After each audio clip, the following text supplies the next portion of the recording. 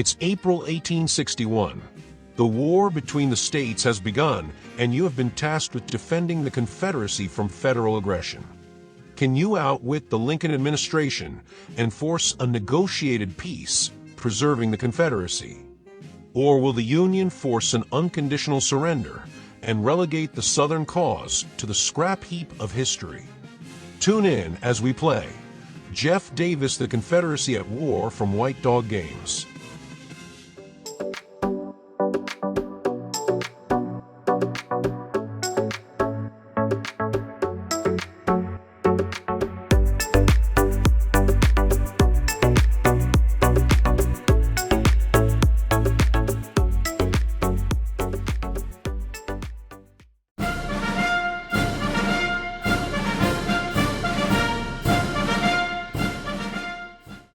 Hello everyone, this is Keith from the Solo Gamers Club and welcome to my channel.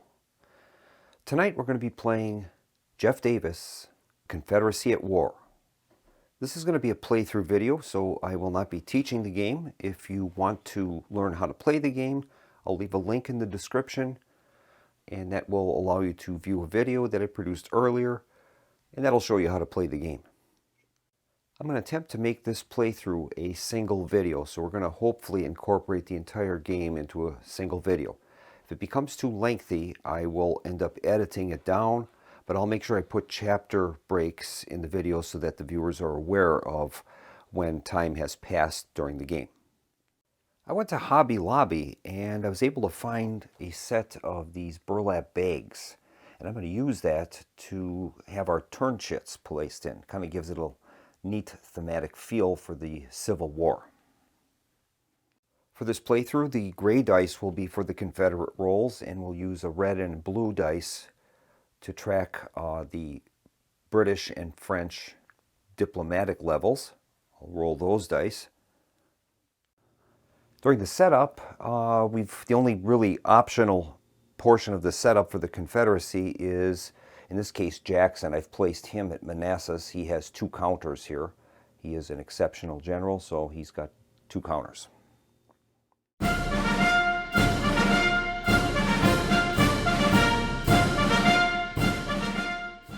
And we're ready to begin the game, and we'll begin with our chit draw. In this case, the first 4 turns are scripted. So we'll flip the turn 1 chit, and that one is a diplomatic action for the British and French. Next is our naval actions, and I think the Confederacy is going to attempt, we'll target one of these $2 locations. I want to make sure we get some kind of income. So I think I will place our blockade runner in 2C, and then we'll make a roll for the frigates. And here's our frigates roll. Result is an 8, and that means that the Union frigates will go into the 4 box. So we've outwitted them, and that's going to earn us $2 in our treasury. And these folks will go back to where they belong. We have no calendar events in April of 1861, so then we will move on to check for foreign intervention. So we're going to be making a die roll for the British and French, and we'll move their diplomatic tokens up the chart, corresponding number. Here's the roll. Okay, the British will move up 5 and the French 3. So 1, 2, 3, 4, 5, 1, 2, and 3. All right. Now we'll go on to the Confederate player actions. During this step, we can effort our economic levels and launch attacks against the Union armies. We won't be doing either. I'm going to save the $2 that I've got, and we're going to use that to purchase another blockade runner from the English shipyards. So we're going to spend $2, and we are going to purchase another blockade runner. So we've got 2 of those now. And that's going to bring April 1861 to a close. We'll commence our May 1861 turn, and we'll flip over that turn chit. And this time we have diplomatic action and stress to our agriculture.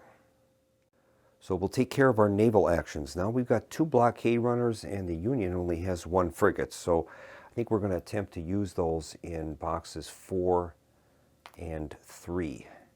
And that should guarantee us to get some decent revenue. So we'll make the roll now for the frigates. And here's the roll. Result is a 10, and that is box 4. So the frigate has intercepted us in the warm waters off of Florida, but we are going to generate 3 revenue from our ports in New Orleans.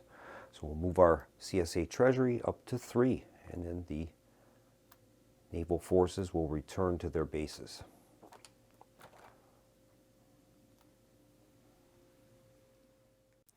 We have no calendar events, so we will commence resolving the token. Once again, we're going to have another diplomatic action from the British and French.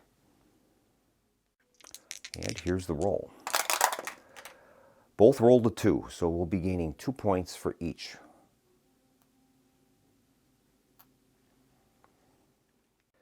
Next, we're going to be suffering economic loss in our agriculture. So our agriculture level will drop down to 4. And now we'll switch to our player actions. And we have a total of $3 in the Confederate Treasury. So I think what we'll do is we'll spend $1 in an attempt to repair our agricultural level. So we're looking for a die roll of 4 or higher. Here's the roll. Result is a 4. So we've managed to repair our agricultural level. We'll move on to the turn end phase, and I think we're going to construct a ship. We're going to spend $2 and construct a 3rd blockade runner. I think that's the way to go. And that's going to bring the May of 1861 turn to a close. We'll move on to June. So we'll turn over our chit, and we've got Missouri, and then Union advances on tracks 2 and 3. Now we'll take care of our naval phase, and I think what we're going to do is we'll send a blockade runner to 4, 3, and 2C. Now we'll see what the Union frigates are going to be up to.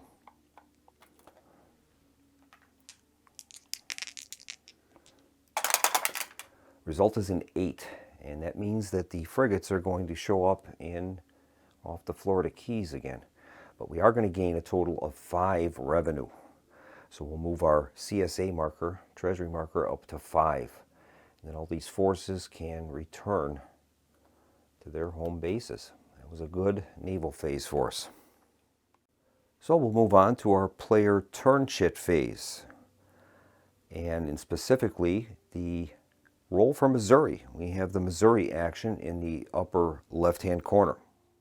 And with this Missouri action, the governor of Missouri is going to attempt to take Missouri out of the Union and join the Confederate States of America. We're going to roll a die and place that number of rebel Missouri units in the K-row box on path 5. So we'll make a roll and see what we get. Higher number would be great. And we rolled a 2. So we're going to be placing 2 of those Missouri rebels in K-row. So we'll place 2 pips worth of Missouri rebels in K-row. And that'll help to stop Grant from advancing. Now the other part of the chit is that the Union armies will advance on tracks 2 and 3.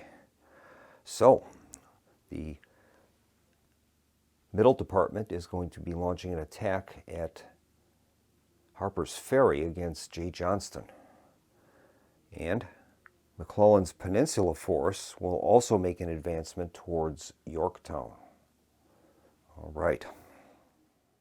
And I think we'll begin with our player actions, and I'm going to order J. Johnston to try to drive back the Middle Department. So we'll exert him, and we'll roll a die. And we're hoping to get a result of 2 or greater to push him back. Now we're currently under the states' rights, so it's going to be a -1 dice roll modifier. And here's the attack. We rolled a 4.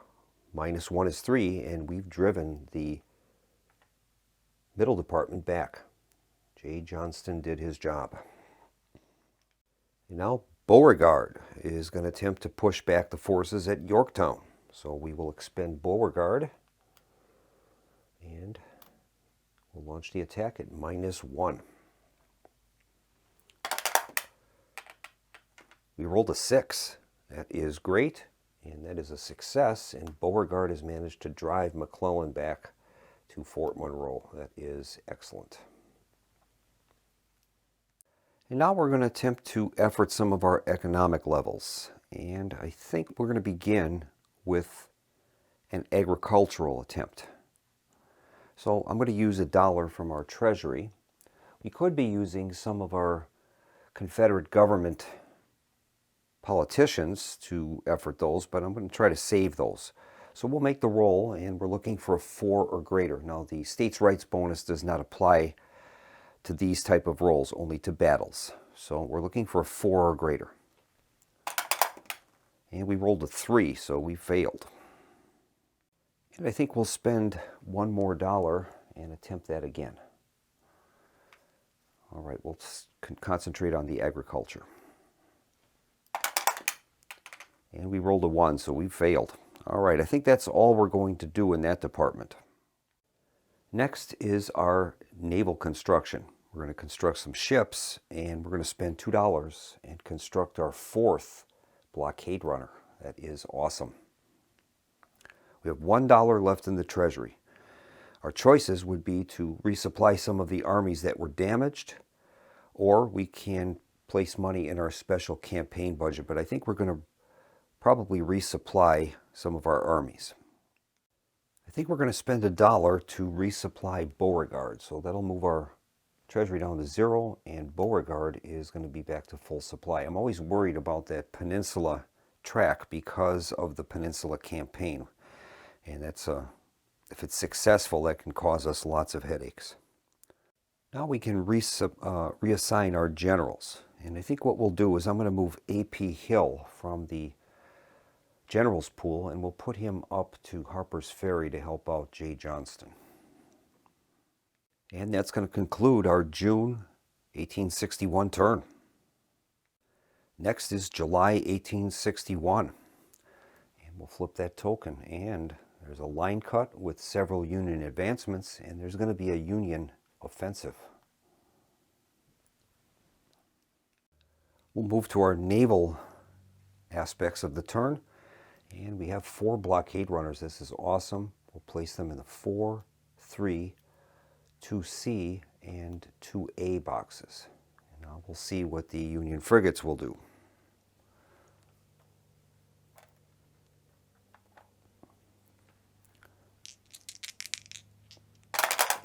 The result is a 12.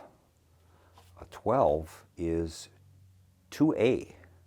So the Union frigates will move to 2A. And that is going to intercept that blockade runner, but we're going to gain a total of 9. 9 income. That is awesome. We'll move up our income up to 9. Now, if there were any Union control of these ports with the Anaconda plan, we would be deducting $1 for each of those Anaconda tokens that would be on the board. There are none as of yet. Now we're going to check for calendar events, and there will be one. We have the Kentucky vote.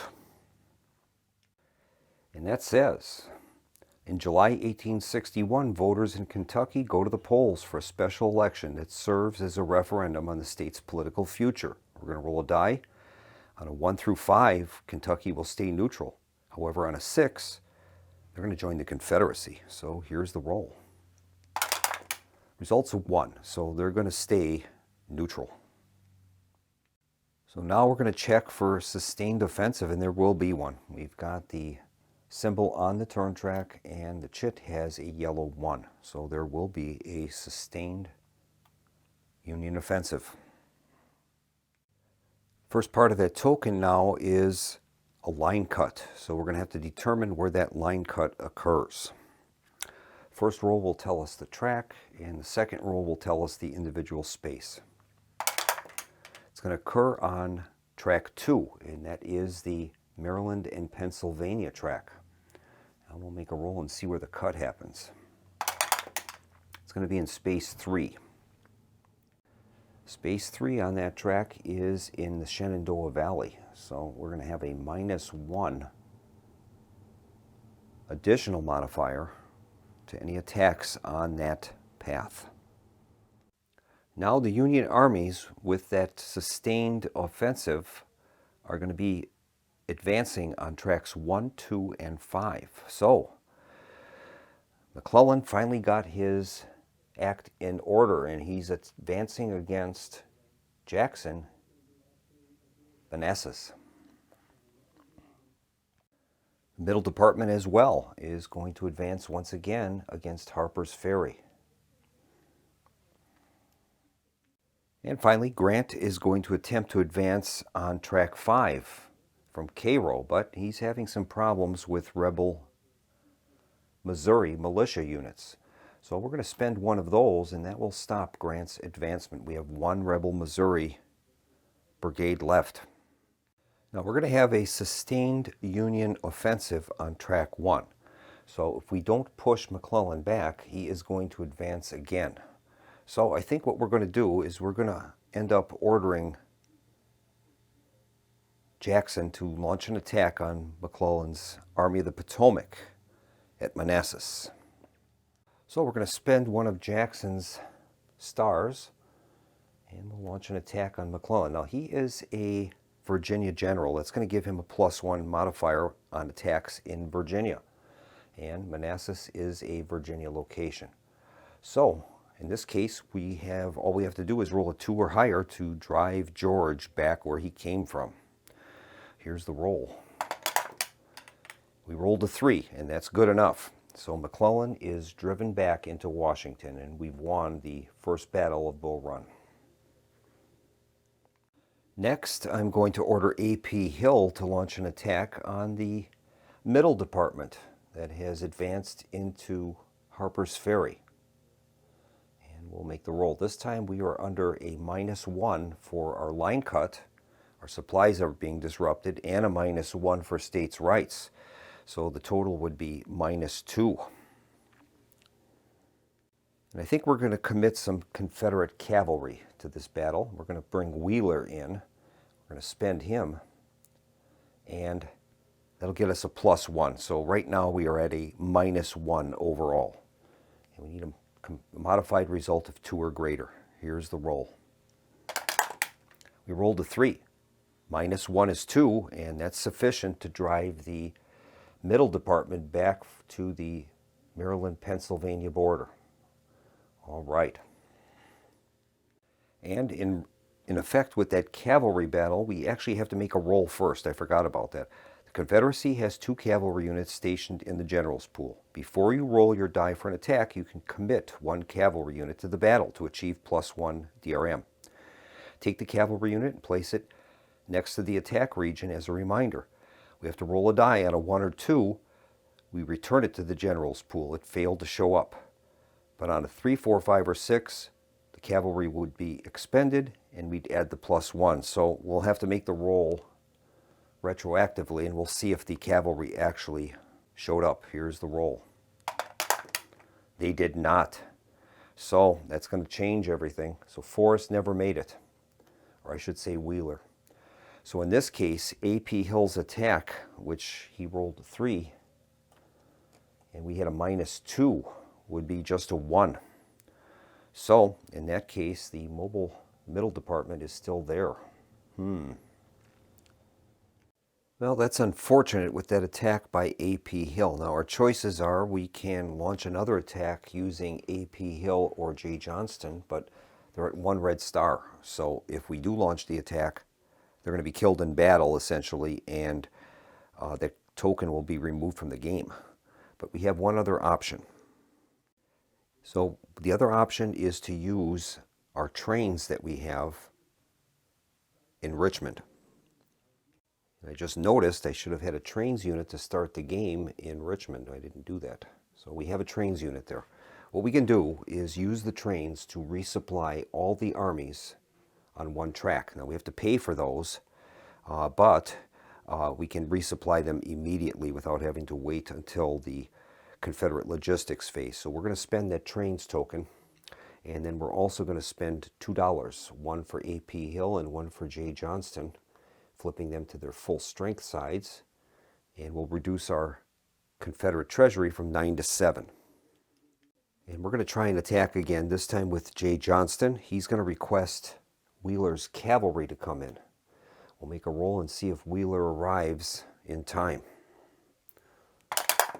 He did. So we're going to spend Wheeler. He will become Nathan Bedford Forrest. And now our dice roll modifier is going to be -1, -1, +1. So we're at -1. And here's J. Johnston's attack. We're going to spend him and launch the attack. We rolled a 6, and we've done it. We've pushed the middle department back into Maryland and Pennsylvania, so that is great. Now, this cavalry token will go back to the CSA General's pool, and it costs $3 to resupply them to get them to full strength. So they're kind of expensive, but they're very handy. Now, we have a line cut that is kind of affecting our operations in the Maryland, Pennsylvania region, Shenandoah Valley. So I think what we're going to do is we're going to attempt to effort our infrastructure. If we're able to advance that, we can repair a line cut in addition to receiving a railroad bonus. So we'll try that. Now this is a tough one. That's a 5 or better. And I think what we're going to do is, rather than spending money, I'm going to effort one of our Confederate politicians, and we're going to use Benjamin. Benjamin is going to be efforted, and that means we've used him. So we flip him to his used side, and that gets us a free effort on that track. So we're going to be attempting to affect our infrastructure. Here's the roll. We rolled a 2. No, that's not good enough.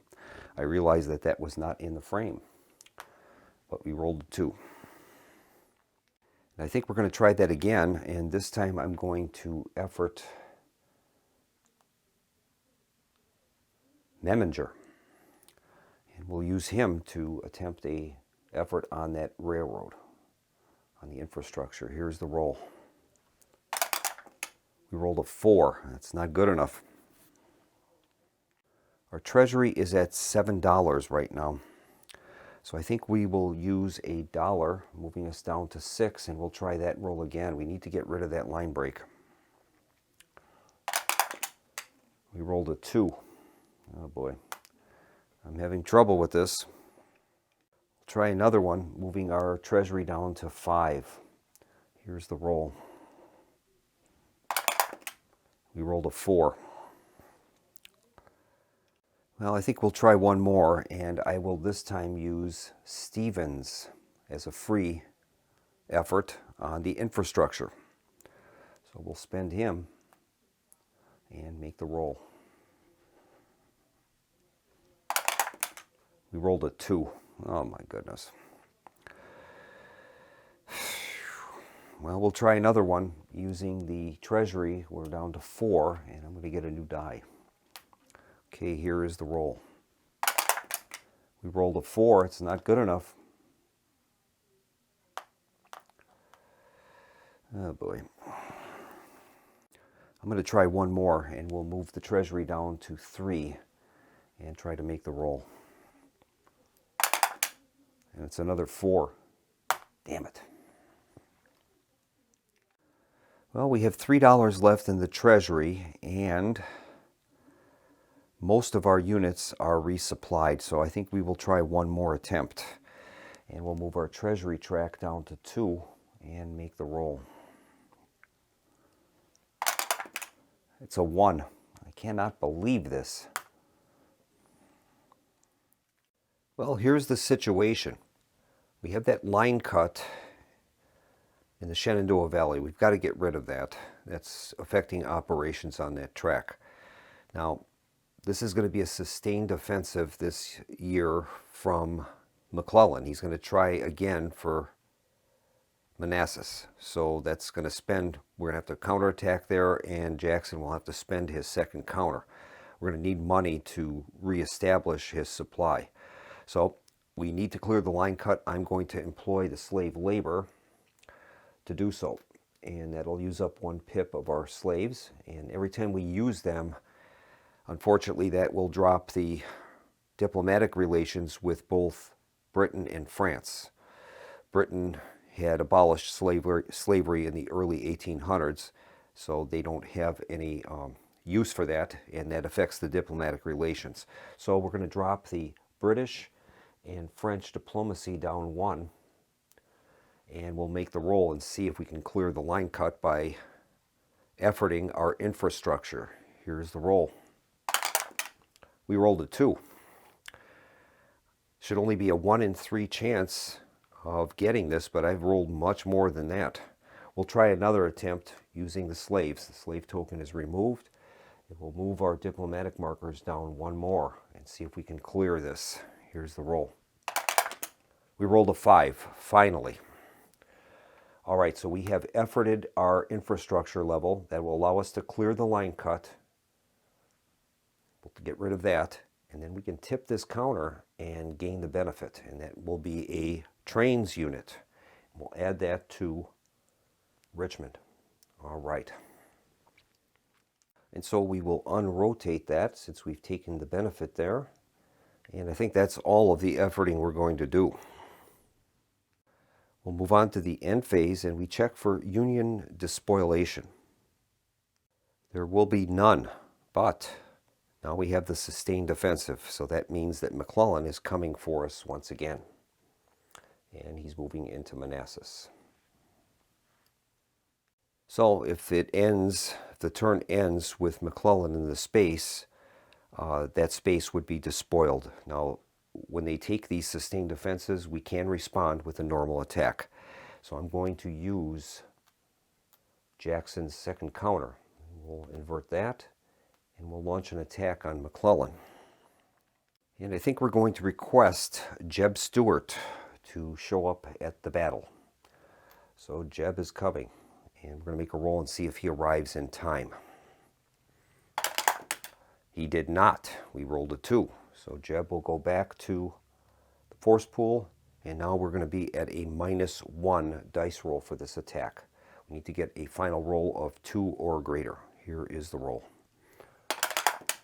And we've done it. It's a 5, so that's modified to a 4, and McClellan is once again thrown back, but that costed us quite a bit. I forgot Jackson has the +1 modifier because that was a Virginia general. So I guess we didn't need Jeb after all. And now we'll move on to Confederate logistics. And I think what we'll do is we're going to spend $2 to get $1 to get Jay Johnston back to fighting trim. That'll move us down to $1 remaining, and I think we'll spend, well, Jackson's going to cost us $2. So I think what we will do is use $1 combined with one of the slave tokens, and that will refit one of Jackson's units. And we'll bring him up to fighting trim. That's going to cost us another point on the diplomatic track. So we'll move those down. So both the French and British diplomatic counters are moved down. The sustained defensive is gone now. And that's going to bring the July 1861 turn to completion. So that was a rough turn for the Confederacy. We had to expend an enormous amount of assets to survive that turn. We'll move on now to the August of 1861 turn. Well, now we're going to be starting the August 1861 turn, and this is where the meat and potatoes of the game will begin. We're going to start drawing from the bag now, and the random tokens are going to come into play. Some people have complained about this mechanism as if you were unlucky enough to draw all of the Union frigates very quickly, it makes the game extremely hard, and I agree with that. But there are solutions. Some people have proposed that you place a frigate on the calendar at the start of 1862, one in 1863, and one in 1864, and then add those frigates at those times rather than having them randomly drawn from the bag. I've just included it as the rules is written. If we get unlucky enough to have the frigates drawn, well, then so be it. All right, we're going to begin August 1861. There are no calendar events present, so we're going to be drawing a token from the burlap bag of death. Okay, here we go. And this time we've drawn number 10. Okay, token number 10. And we'll reveal that and see what we've got. This one is 2 diplomatic actions, another line cut, and then we have a yellow die on track 4. Now, since there is not a 3x3 grid in that area, that means that this is going to be a surprise Union advance. And I have to apologize, that is incorrect. A surprise Union advance happens when there is no yellow die on the counter, but we have one of those 3x3 grid symbols in the month. So in this case, there is no surprise Union advance or sustained Union advance. All right, so now we are going to continue with our player turn chit sequence, and we'll take care of our naval actions.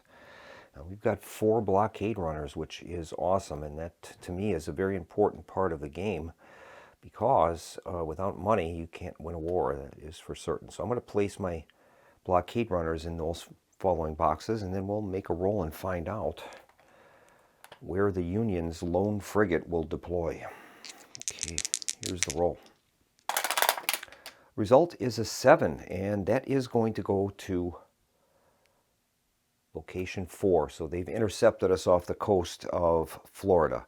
But we're going to gain a total of $3, $4, $5, $6, $7. So we'll mark our Confederate treasury at 7, and then all of these forces can go back to their holding places. All right. And now we'll continue on, and we're going to resolve the turn chit. Now we're going to have 2 diplomatic actions in a row. So we'll make the roll and see what we've got. All right, the British will move up 3. 1, 2, 3. And the French will move up 1. Okay, and then we'll take our second diplomatic. And we've got 4 for the British. 1, 2, 3, 4.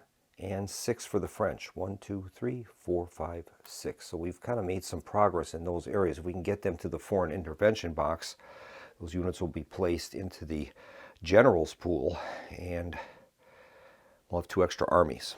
Not to mention, the British will basically wipe out the Union's ability to blockade us, which is huge. Next up is we have to resolve another line cut. So we'll make a roll and see what track this is going to occur on. It's going to be on track 4. All right. And then we will roll a die to find out where it is on track 4. Result is a 5. Okay, that is going to occur in Bowling Green. That's neutral Kentucky. Now the line cut is occurring in a neutral territory. The rules state that if we're in control of that area that has the line cut, then it becomes a negative modifier for us. But we don't control that, so by default, I believe it has to become a positive modifier for us. It's really not outlined in the rules. And finally, we have a Union advance on track 4. But Kentucky is, as we said, neutral, so that advance of the Army of the Cumberland from Cincinnati is blocked. Only after September can either side violate Kentucky neutrality. All right. And now we'll move on to our player actions. Not going to be launching any attacks on Union armies at this point, but I think we're going to effort our economic levels. I think we'll start out with efforting our agriculture. We'll spend $1 from our treasury, lowering us down to 6. and then we'll make the roll. We're looking for 4. We rolled a 3. Okay, so we'll try it again. We'll move us down to 5 and try the agriculture again.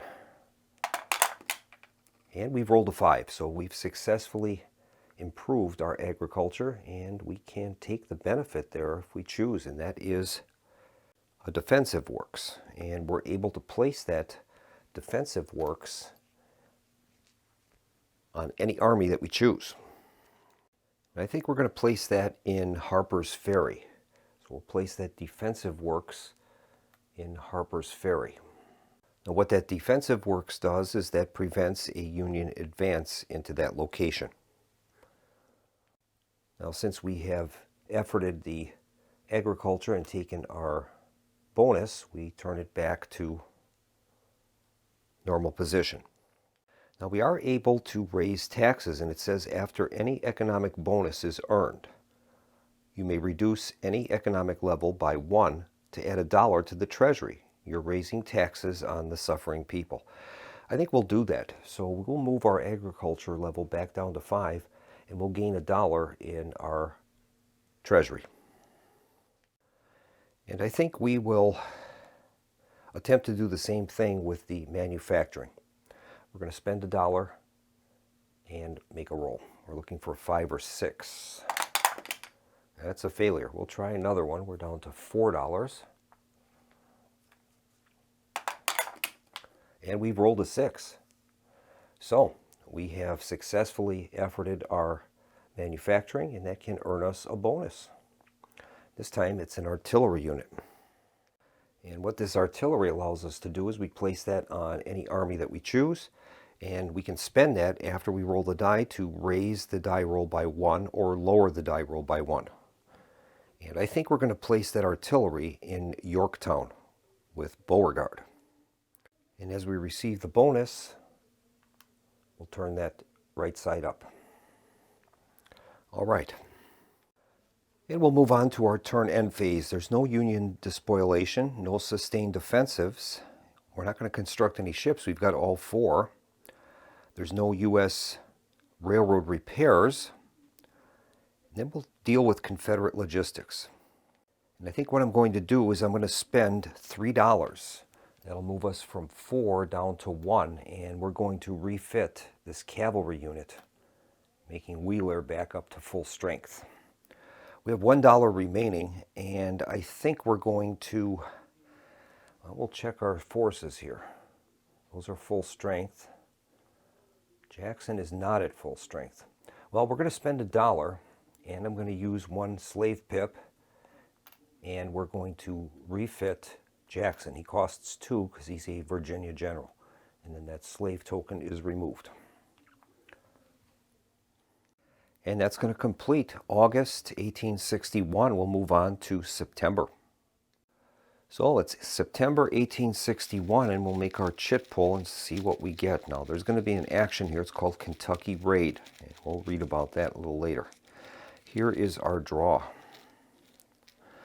And we've drawn a Confederate general, Hardee. Okay, well he's going to be added to the CSA generals pool, and then we will make another draw.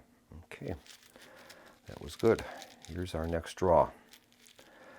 And this one is number 9. Okay, let's see what number 9 is all about. And that has a diplomatic action, another line cut, and then advancements on 1 and 3. Now we don't have that grid symbol down there, so number 3 will just be a standard advancement. Now we'll take care of our naval actions, and so far we have done pretty well. We've got 4 Confederate blockade runners, and we'll place them accordingly, and we'll find out where the Union frigate is going to go. Here's the roll. Result is a 6, and that is going to direct them to box 3. The frigate will go to the box off of New Orleans, and we're going to gain $8. We'll mark that accordingly. And incidentally, as we use those slaves, we have to move our diplomatic markers down 1.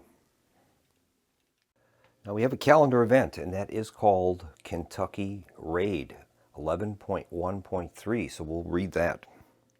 And that says, in the September 1861 turn, roll one die if Kentucky is neutral. On a 1, 2, 3, or 4, the Confederate States General and Episcopal Bishop Leonidas Polk, acting on his own, violates Kentucky neutrality. Kentucky now joins the Union. On a 5 or 6, Kentucky stays neutral, and either side may later violate Kentucky. Okay, so we'll make the roll and see what happens. The result is a 1, so General Polk has violated Kentucky neutrality. So Kentucky joins the Union. In this eventuality, advance Grant to Paducah unless there are Missourians in Cairo. The Confederate stack on Path 5 moves to Paducah or stays in Corinth if Grant is in Paducah. The Army of the Cumberland is moved to Louisville. Rebel forces on Path 4 go to Bowling Green. Remove all neutral Kentucky tiles and put the -1 Union Kentucky tile in the Heartland offensive brown box. Okay, so we'll remove these Kentucky neutral tokens. Grant would attempt to advance into Paducah, but we have the rebel Missouri there, so that is going to be consumed and Grant will not move.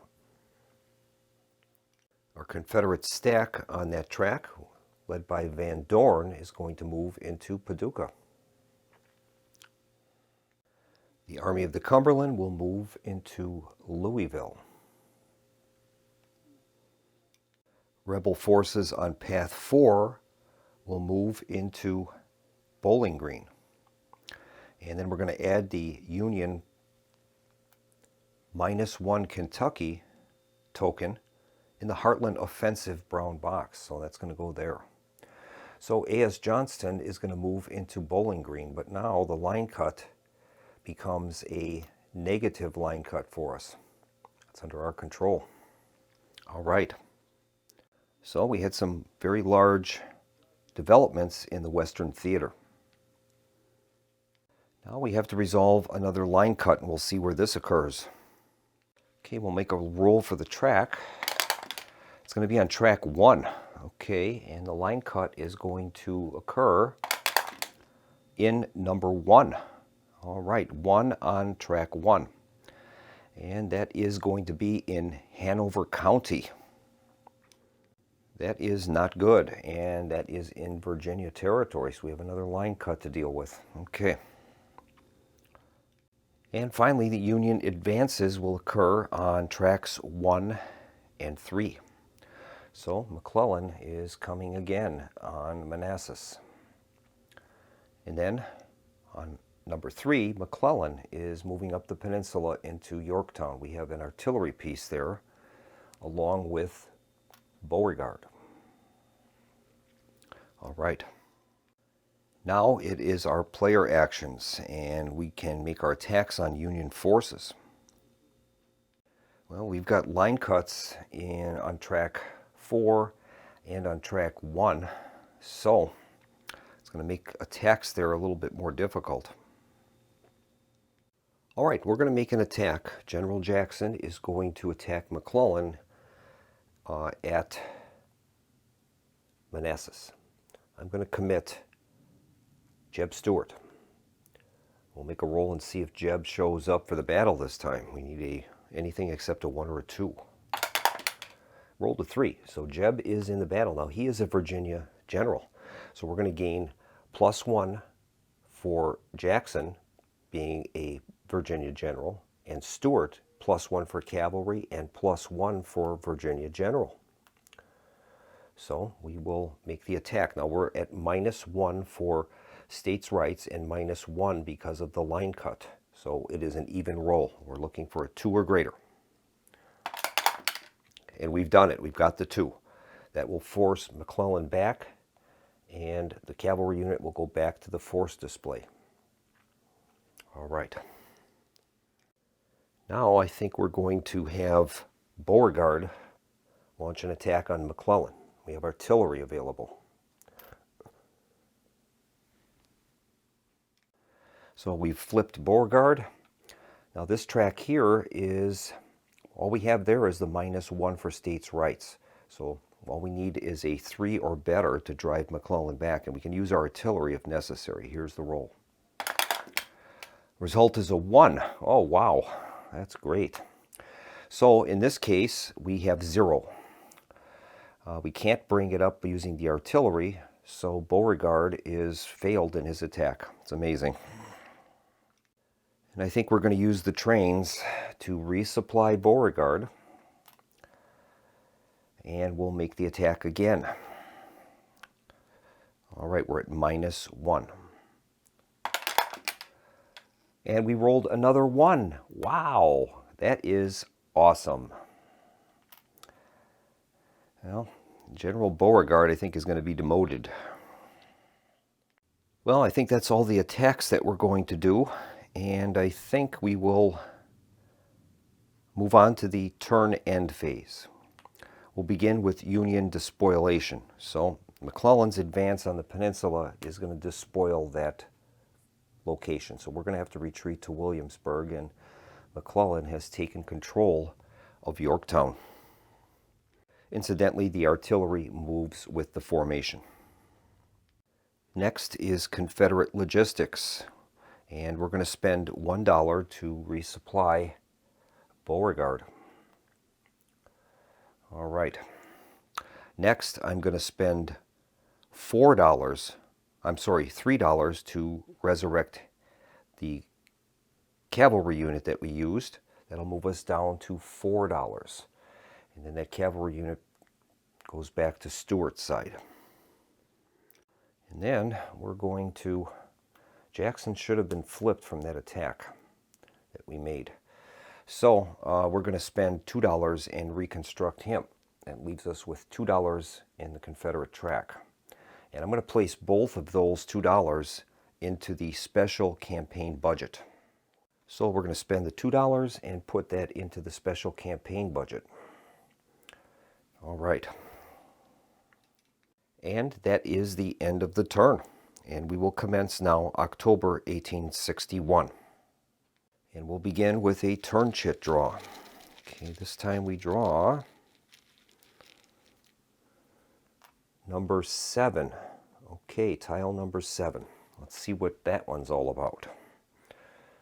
And that one has a diplomatic action. Oh boy.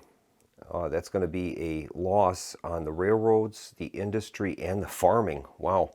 And then Union advances on 1 and 4. There is no special symbol there, so that yellow die will be considered to be just a normal advance. All right, we'll begin with our, well, these naval units should have been moved back. Okay, and now we'll redistribute our naval forces. And we'll continue with the same plan, I guess. 4, 3, and I'll try 2A and 2C this time. And we'll find out where the Union frigate is going. Result is a 7, so that's going to Zone 4. So we're going to gain a total of $3, $4, $5, $6, $7. So we've got 7, and then these forces can return. All right. Now we'll begin with our diplomatic action, and we'll roll for the British and French. 5 and a 2. Okay, 1, 2, 3, 4, 5, and a 2. All right, so we're getting close to halfway with the British. Next is we're going to suffer economic losses on each of the tracks. So each of the tracks is going to be moved down 1. All right. Now the Union will advance on tracks 1 and 4. So here comes McClellan again. And on track 4, which is going to be the Army of the Cumberland, is going to attack A.S. Johnston at Bowling Green. Okay, so we've got battle in Kentucky. Well, I'm not going to bother with A.S. Johnston to try to attack the Army of the Cumberland with that line cut there. So I think what we'll do is we'll concentrate on Jackson and McClellan in Manassas. Now we've still got this line cut here, so we're going to be at -2 for this attack. So we have to decide if we want to use General Stuart with the cavalry. All right, Jackson is going to attempt to move McClellan back. I'm going to withhold calling for Jeb Stuart or cavalry support, and we'll try it the way it is. We are at -2 with the line cut. We'll see if we can do the job. Here's the roll. And we rolled our famous 1 once again. Wow. Okay, well, I think we'll try it again using Jackson's other token. And I'm going to call for Jeb Stuart to participate this time. So we'll make a roll for Jeb. He has shown up. We got a 5. So Jeb is going to add his specialties to the attack. We've got a +1 for Jackson, +1 for Jeb Stuart, -1 line cut, -1 states right. So it's an even roll. Here's the roll. And we rolled a 4, so we're successful. We've pushed McClellan back. Cavalry unit returns to the pool, and Jackson holds the field. All right. So we'll move on to our Confederate logistics phase. First, we have to start with Union despoilation, and there will be one. A.S. Johnston is going to have to retreat back to Nashville, and the Army of the Cumberland now controls Bowling Green, but that line cut now is in their vicinity, so we're going to be gaining a +1 because of the line cut. All right. And I'm going to move now to the Confederate logistics. We're going to pay a total of $4 to reconstruct both of Jackson's armies. That will move us down to $3. And I think we'll pay the $3 to get our cavalry unit back. And we'll spend the $3, putting us down to 0, and our cavalry unit is back into fighting trim. All right. And that's going to conclude the October 1861 turn. We'll move on to November 1861. November 1861 has the Confederate States of America elections, and we'll have to resolve that. But first, we have to draw a chit from the bag of death. And this time we get chit number 19. All right, let's see what that's all about. And this time we've got diplomatic action, damage to our railroads, another line cut, and a yellow 3. Well, there's no Union advance symbol on the chart, so that will be a standard Union advance on track 3. All right. We'll take care of our naval phase. And I'm going to use the same strategy I've been using. And now we'll find out what's happening to the Union frigate. Result is a 5. And that means that the Union frigates will deploy to Zone 3. All right, so they're going to stop us on 3, but we're going to gain a total of $9. That is great. Move us up to 9, and then all of our ships can return to the ports. All right. Now we have to deal with this CSA election, 11.5.1. All right, the CSA election of 1861. It says, count the number of your economic assets on the map: factories, railroad companies, and plantations. Depleted plantations are still yours. If you have fewer than 12, you must lose the difference in general stars, slave pips, or dollars from the treasury. Note the loss of a slave incurs foreign intervention penalty. Okay, well, let's get a count here. 1, 2, 3, 4, 5, 6, 7, 8, 9, 10, 11. 11 of them. Okay. We actually have 12 because there's one under A.S. Johnston I forgot about. So we're in good shape. We have no problems with that. All right, next we're going to roll for our diplomatic action. British have 2, and the French have 6. All right, making some progress diplomatically. Our railroads are going to be declining, so we'll move that down from 5 to 4. Now we have to resolve a line cut. Now we have to determine where the line cut will occur. Okay, here's the first roll. It's going to be on track 2. Okay, and the line cut will occur in location 1. All right, location 1. And that is going to be in Lynchburg. So we're going to be placing a line cut -1 token in Lynchburg. Okay, got a lot of line cuts. And then finally, track 3 will activate for the Union. So track 3, we've got McClellan now moving into Williamsburg on the peninsula. All right, we're going to have to get rid of him. We'll move on to our player actions, and we're going to launch an attack on McClellan. Beauregard is going to launch the attack. We'll be at a -1 for states' rights. Here's the roll. We have artillery available.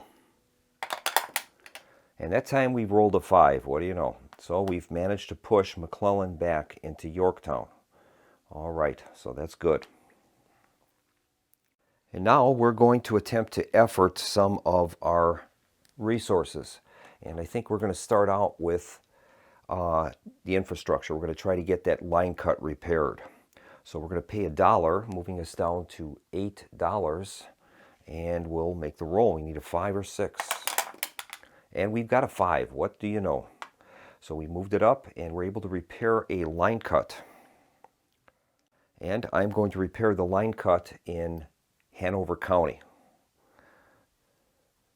All right.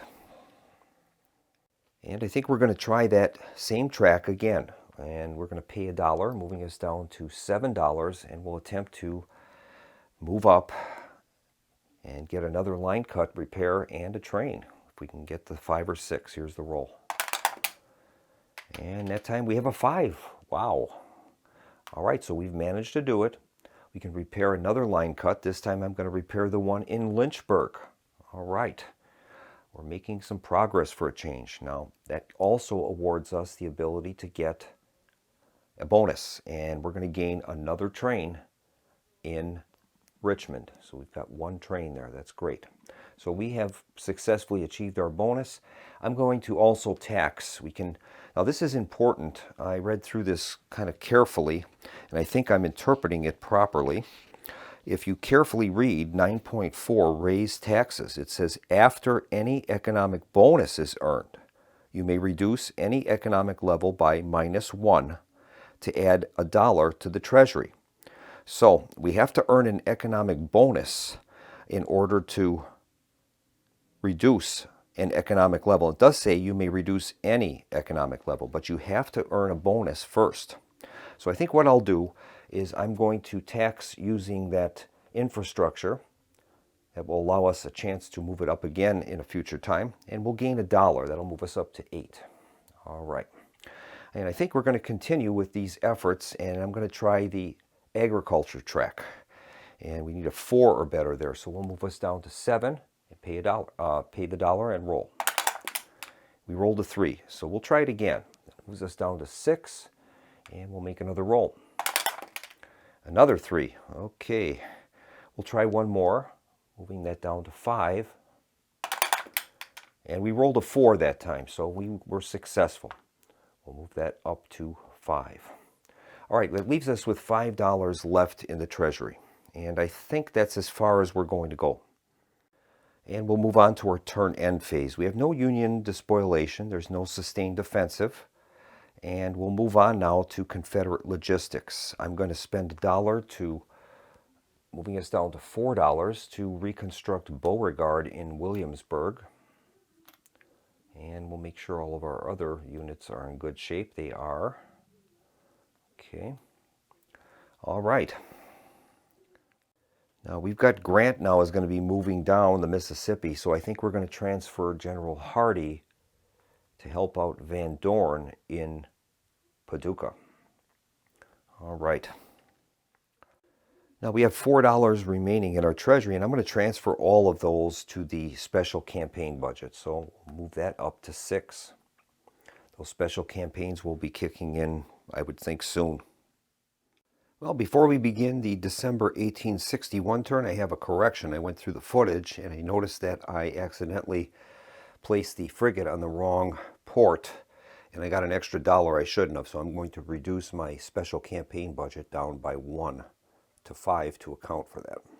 Now we'll make our selection for the chit for December 1861. And this time we've got chit number 6. Okay, let's see what that's all about. And this one is a line cut, and then movements on 1, 5, and 6. We don't have the Union advance symbol, so it'll be a normal advancement on 5. We'll take care of our naval phase, and I'm going to use the same tactics I've been using.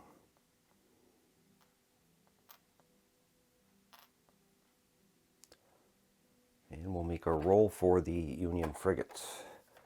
Really helps when the Confederates can get the 4 frigates real early. Here is the roll. Rolled an 8, and an 8 is zone 4. So the frigate will block us in 4, and we're going to gain a total of $3, $4, $5, $6, $7. All right.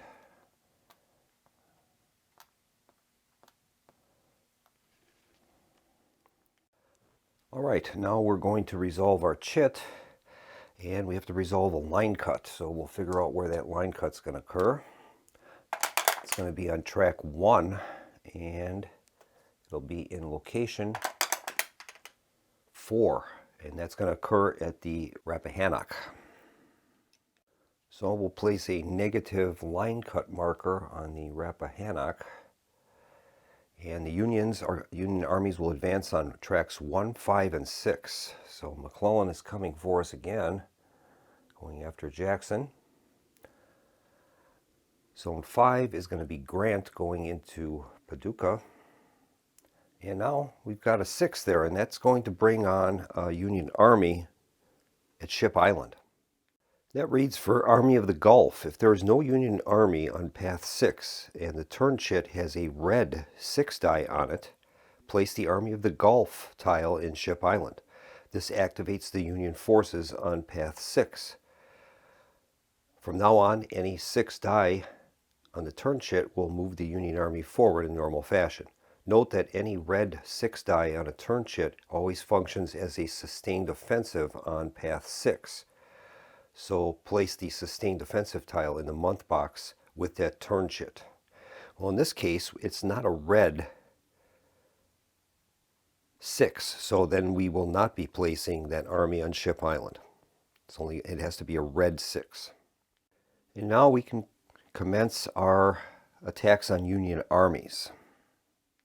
And I think Jackson is going to attempt to go after McClellan at Manassas. So we're going to activate the Union General Jackson. Give him a +1, but we're at -2. -1 for states' rights and -1 for the line cut. So overall it'll be -1. Here is the attack.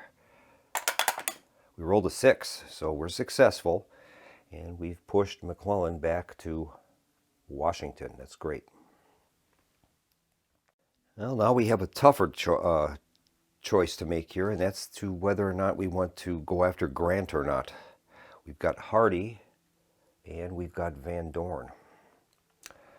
And on that track, we would just have the -1 modifier for states' rights.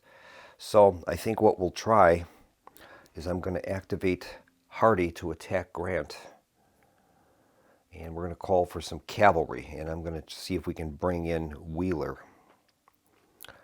We'll make a roll and see if Wheeler can show up for the battle. We need anything except a 1 or a 2. And we've rolled a 2, so Wheeler will not show up, and we'll have to launch our attack without him. So we're going to be at a -1, and we need to get a 4 or greater to push Grant back. Here's the roll. We rolled a 4, -1 is 3, so we failed. All right. Well, I think we'll try that one again by using Van Dorn. And Van Dorn will attempt to call in the cavalry from Wheeler. And we'll see if Wheeler shows up. Result is a 6, so Wheeler will show up. And we're going to get a +1 there. So right now it is even up. We need to get a 4 or greater for the attack. And we've done it. We've got a 5. So we've managed to push Grant back to Cairo. All right. And I think we're going to attempt to effort our infrastructure. If we can get a success, we'll be able to solve that line break we've got in the Rappahannock. So here is the roll. We're looking for a 5 or 6. It'll cost us $1. We'll put that down to 6. Result is a 5. We've done it. So we've managed to move that up, and we'll gain a railroad bonus and a line cut repair. So we're going to repair that line cut at the Rappahannock. And then we're going to trade that bonus in for a train, and we'll put our second train at Richmond. And I'm also going to tax, so we will move that down 1 and add $1 to our total. We're back up to 7. And I think we are going to move on to the turn end phase, and we're going to take care of Confederate logistics. I'm going to pay $2 to reestablish Jackson. It'll move us down to 5. And then we'll pay $2 to get Van Dorn and Hardee back up to fighting trim in the west. That moves us down to 3. And that's just enough to repair our damaged cavalry unit, bringing that back up to full strength. That'll be all of our cash. And that'll finish December 1861. And we'll move on to January 1862, and we'll draw our turn chit. See what we get. And this time we've got turn chit number 26. Okay. Let's see what's happening with that. And this time we've got a red star. Okay. That red star means there's going to be a campaign, and that's going to occur in New Mexico. We're going to have Union moves on tracks 1, 5, and it's a red 6. So that is going to bring the Army of the Gulf into play at Ship Island. We'll take care of our naval phase.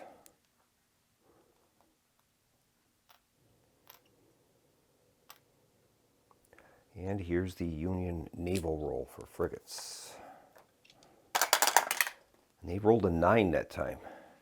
A 9 is going to be on zone 4 again.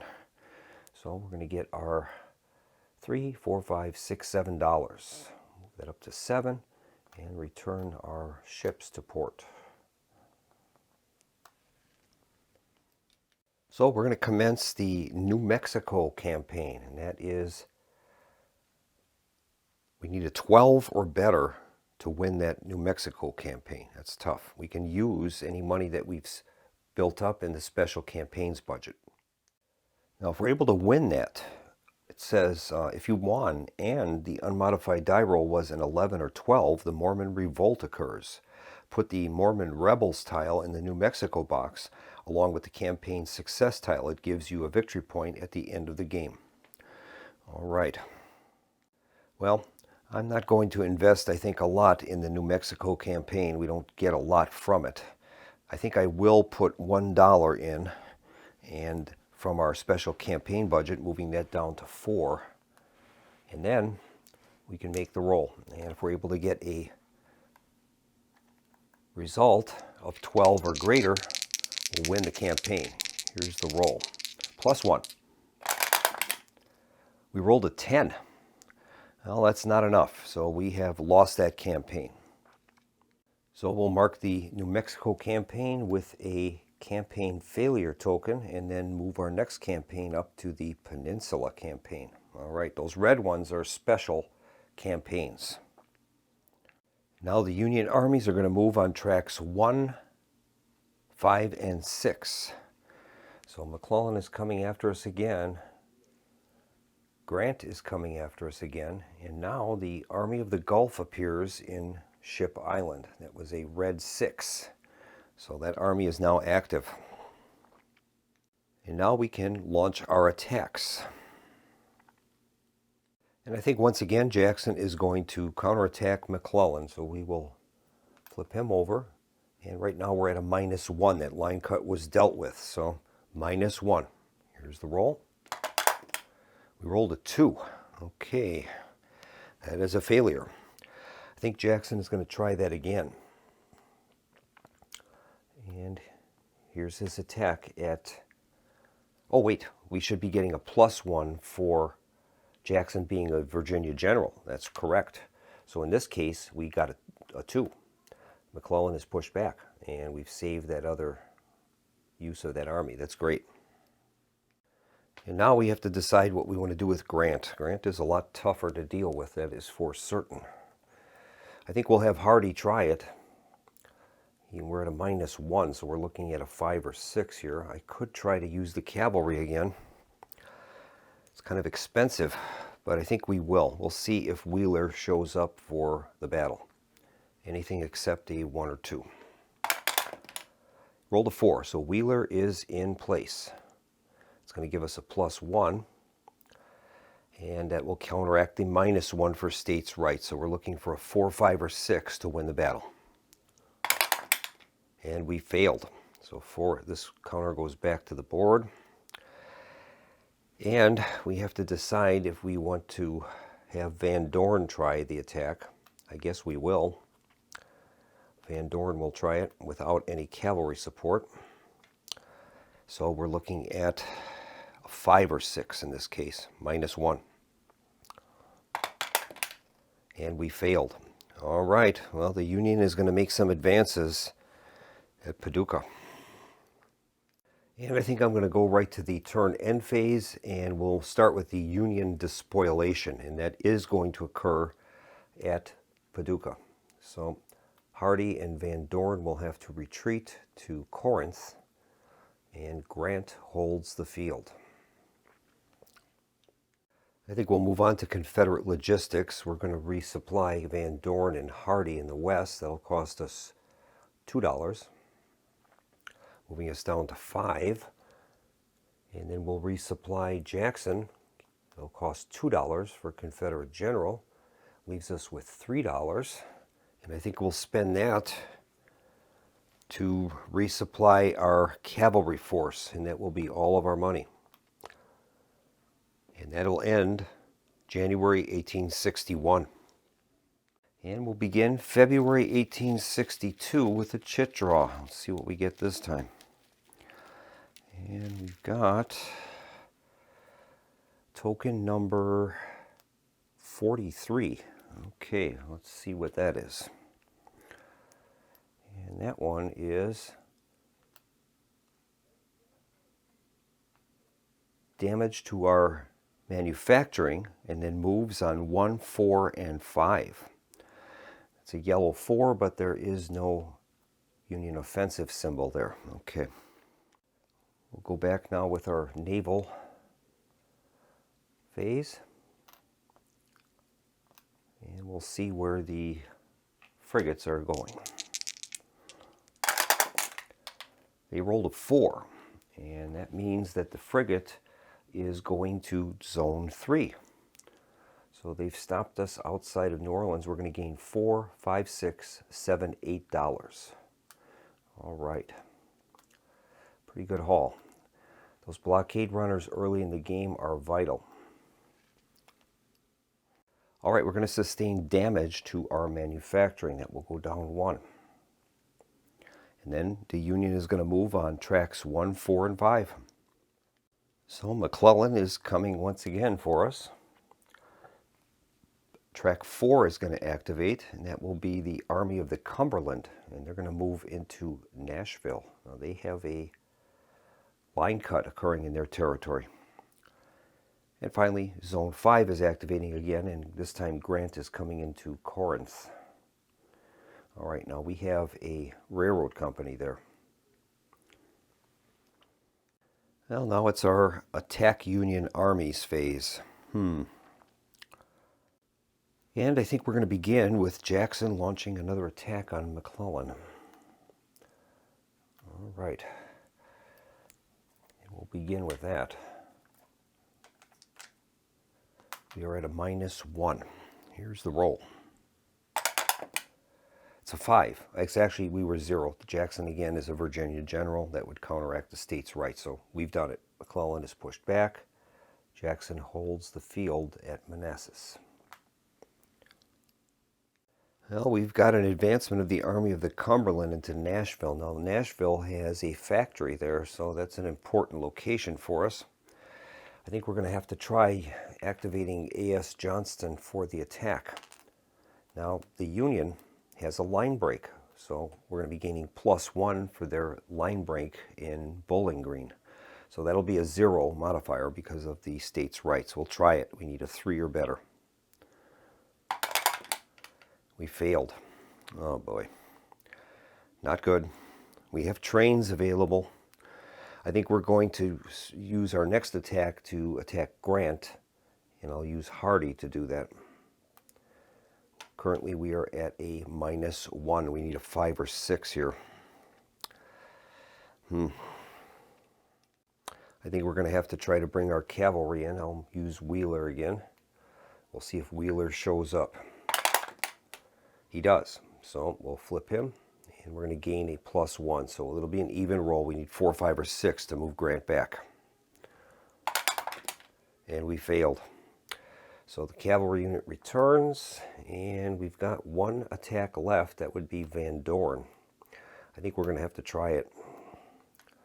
Okay, here is the roll. We need a 5 or 6 in this case. We've done it.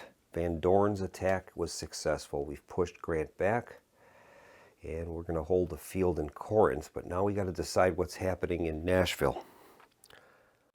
Well, I think we're going to use one of our trains from Richmond, and that's going to resupply Johnston.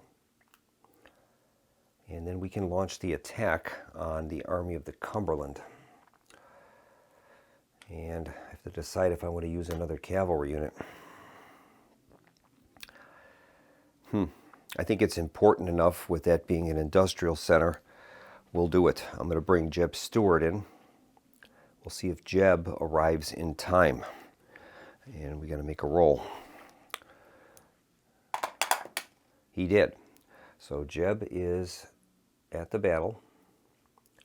It's going to give us a +1, +2 for the line cut, -1 for states' rights. So we're getting a +1 here. We're going to spend Johnston, and we'll see if we can do it. +1. 5 + 1 is 6, and we've done it. We've moved the Army of the Cumberland back to Bowling Green. That took a lot of effort. Okay. I think we're going to try to effort our manufacturing, so we're going to need a 4 or better to do that. Pay $1, moving us down to 7, and here's the roll. Rolled a 4, we've done it, so we've managed to repair our manufacturing area. I think that's as much as we're going to do. We'll move on to the end phase. There is no Union despoilation. We managed to drive them back at least. But what we're going to do now is Confederate logistics. And I think we're going to definitely have to repair Van Dorn and Hardee. That'll cost us $2, and we'll repair Johnston for $3 total. That leaves us $4, and we'll spend $2 to repair Jackson, moving us down to 2. We don't have enough to repair our cavalry, unfortunately. That is a problem. So I guess we are going to spend the other 2, placing that in the special campaign budget, moving that to 6. And that completes the February 1862 turn, and now we've got March 1862, and there is going to be some kind of possibly a Union offensive of some kind. We'll draw our chit. See what we've got. This one is number 37. 37. Let's see what's happening with that. Oh my goodness, 2 line cuts, moves on 5 and 6. Now 6 is a red 6, and I believe that that gets turned into a yellow 6 when it's track 6. I'm going to have to research that. And yes, that is true. It says a red 6 counts as a yellow for the rule of checking for an offensive. So we have a yellow with that symbol. That means there's going to be a sustained Union offensive at the Army of the Gulf. Okay, so we're going to place that sustained offensive token in March 1862. All right. Move on to the naval phase.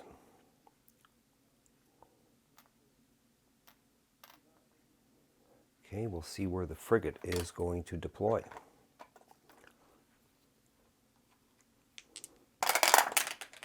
Rolls a 4. Okay, so 4 means it is deploying to box 3. All right, whoops. So that is going to knock out 3. We're going to get $8. 4, 5, 6, 7, 8. Okay. Now we have to resolve two line cuts. And then advancements on 5 and 6 with the sustained offensive occurring on 6. Okay, here is the first line cut. Track 1 again. Okay. And that's going to occur in number 1. And that's happening in Hanover City. So we're going to get a -1 there. Okay, the next line cut is on track 4. And that's going to occur at number 2. And that's going to happen at Savannah. So we've got some more line cuts problems here. So the Union will be advancing on paths 5 and 6. So Grant is coming after us again. And the Army of the Gulf, with a sustained offensive, is moving into New Orleans. Now, Braxton Bragg is defending a factory in New Orleans. All right. Well, now we can make our attacks on Union armies. And I think we'll start with Hardee against Grant. We'll see what's happening with that. We're going to have Hardee launch an attack. And we're going to be at -1 for states' rights. So we need to get a 5 or 6. All right, here's Hardee's attack on Grant. We need a 5 or 6. We've done it. All right, Hardee did his job. That will send Grant back to Paducah. That is excellent. Now we've got the issue with Braxton Bragg and the Army of the Gulf. That's going to be a sustained offensive. Well, I think we're going to have to try it. We will activate Bragg and launch the attack on the Army of the Gulf. We're going to be at -1 for the states' rights. Here's the roll.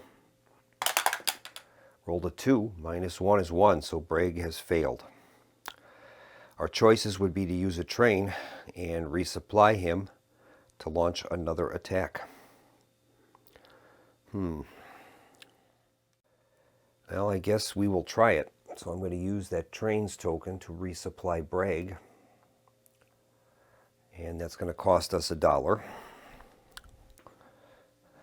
Moving us down to 7. And then Bragg is going to launch the attack on the Army of the Gulf. And we're looking for a 4 or greater. And we failed. Not good.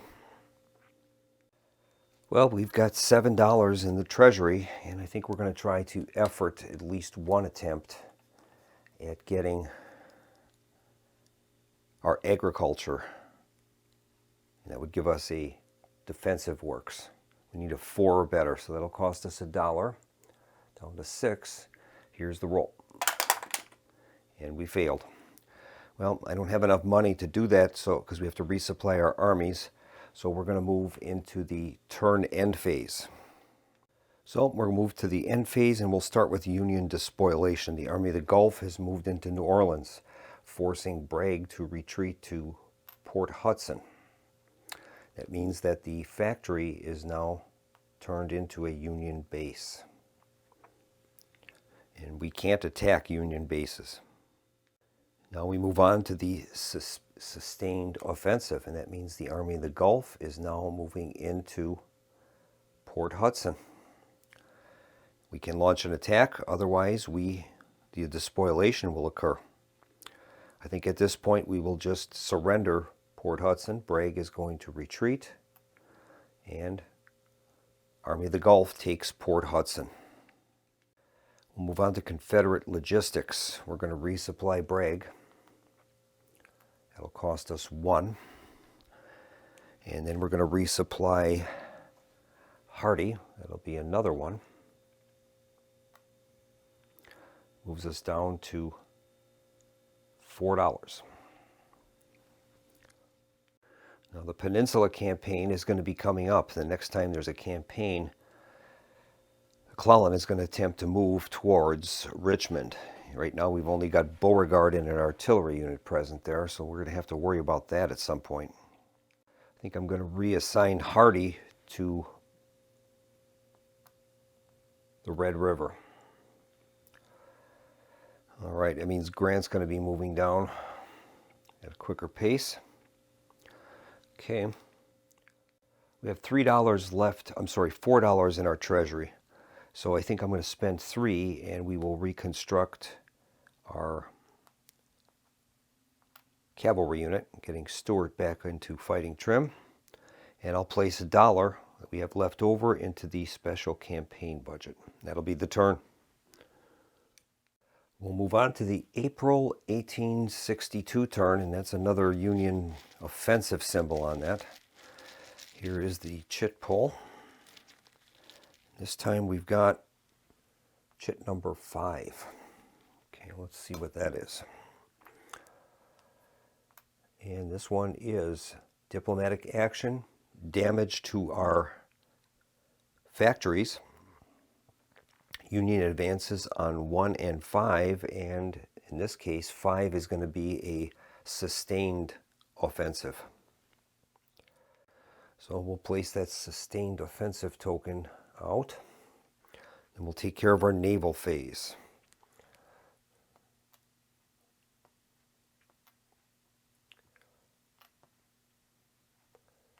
Okay, here is the Union roll for frigates.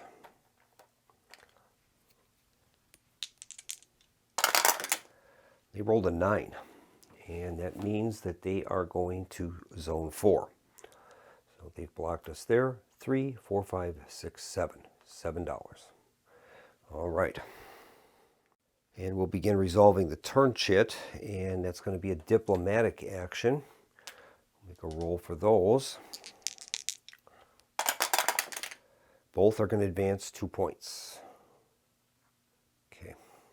And then we're going to have damage to our manufacturing level, moving that down to 4. And then Union advances on 1 and 4.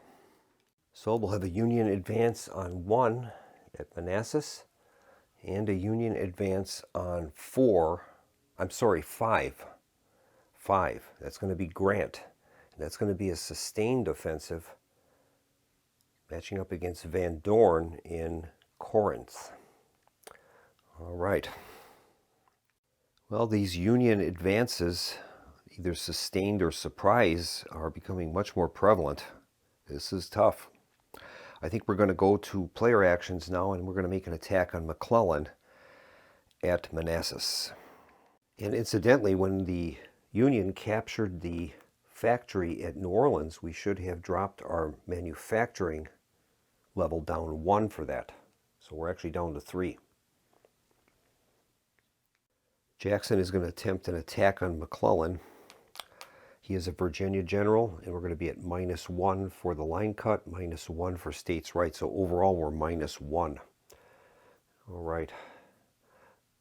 So we'll flip Jackson and launch the attack. -1. Roll the 5. So we're successful. We've pushed McClellan back. That is good. And now we've got Grant attacking us at Corinth. So we're going to have to try Van Dorn. And we will launch the attack. We're going to be at -1 on that track. So we're going to need a 5 or 6. Not good. We've done it. We've got the 5. That's amazing. We've pushed Grant back to Paducah. That is great. All right. Problem is this is going to be a sustained offensive, so Grant is going to come back. We'd have to try to attack him again. We really don't have that ability. I think Hardee is going to make an attack at Port Hudson. So we're going to move this force into Port Hudson, and Hardee will make his attack. And we are looking for a 4 or greater.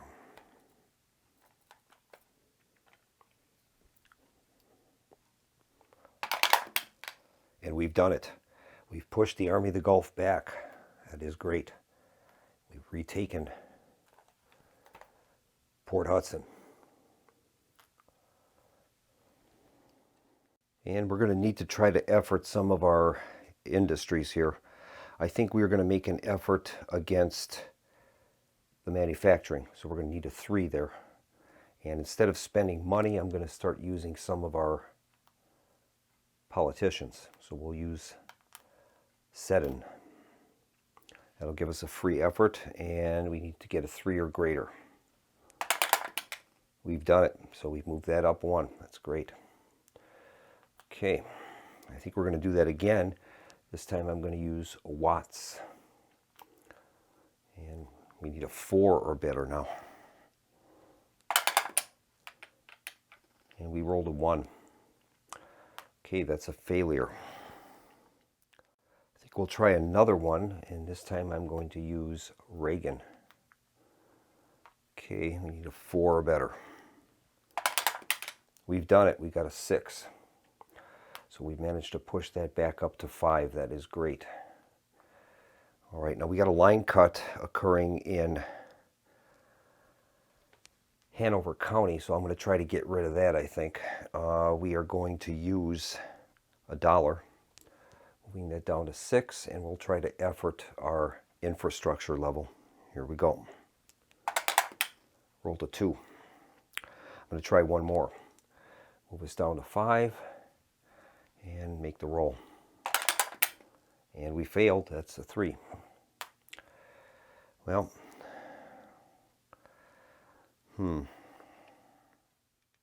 I think we're going to leave it at that. We've got $5 left, and we'll move on to our turn end phase. All right, we don't have any Union despoliation, but we do have a sustained offensive occurring on track 5. So that means Grant is coming back again. And we can launch an attack to try to drive him back, but unfortunately that would eliminate Van Dorn. So I think we're just going to accept the situation. Van Dorn is going to retreat to Memphis, and we've lost our railroad company, and the Union base is established. Our railroad infrastructure level will drop by 1. We'll move on to Confederate logistics. We'll resupply Van Dorn for 1, Hardee for 1, and Jackson for 2.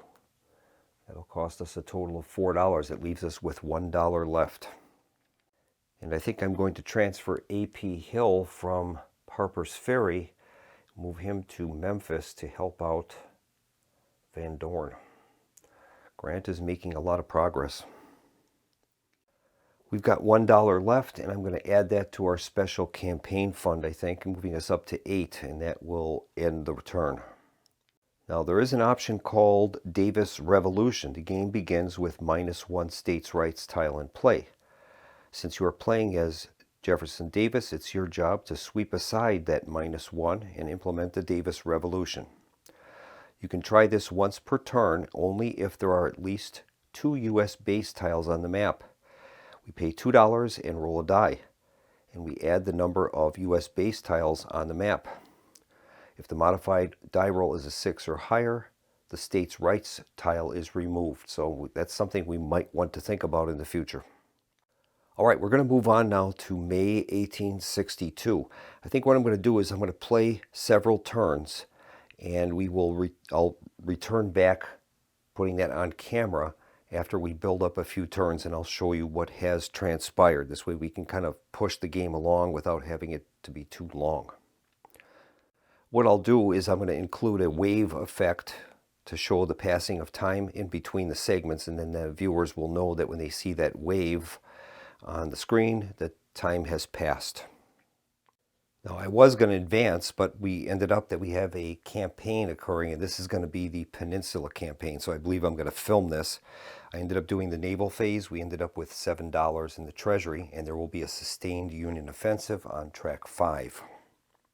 Now for the Peninsula campaign, it says move the Union Army on path 3 one box closer or into Richmond. So McClellan is going to move into Williamsburg. It says a Union Army marching for this reason eliminates a defensive works or bushwhacker that stands in the way. If you survive a defeat or there is no defeat, you earn 1 free attack, which you must use against the Union Army.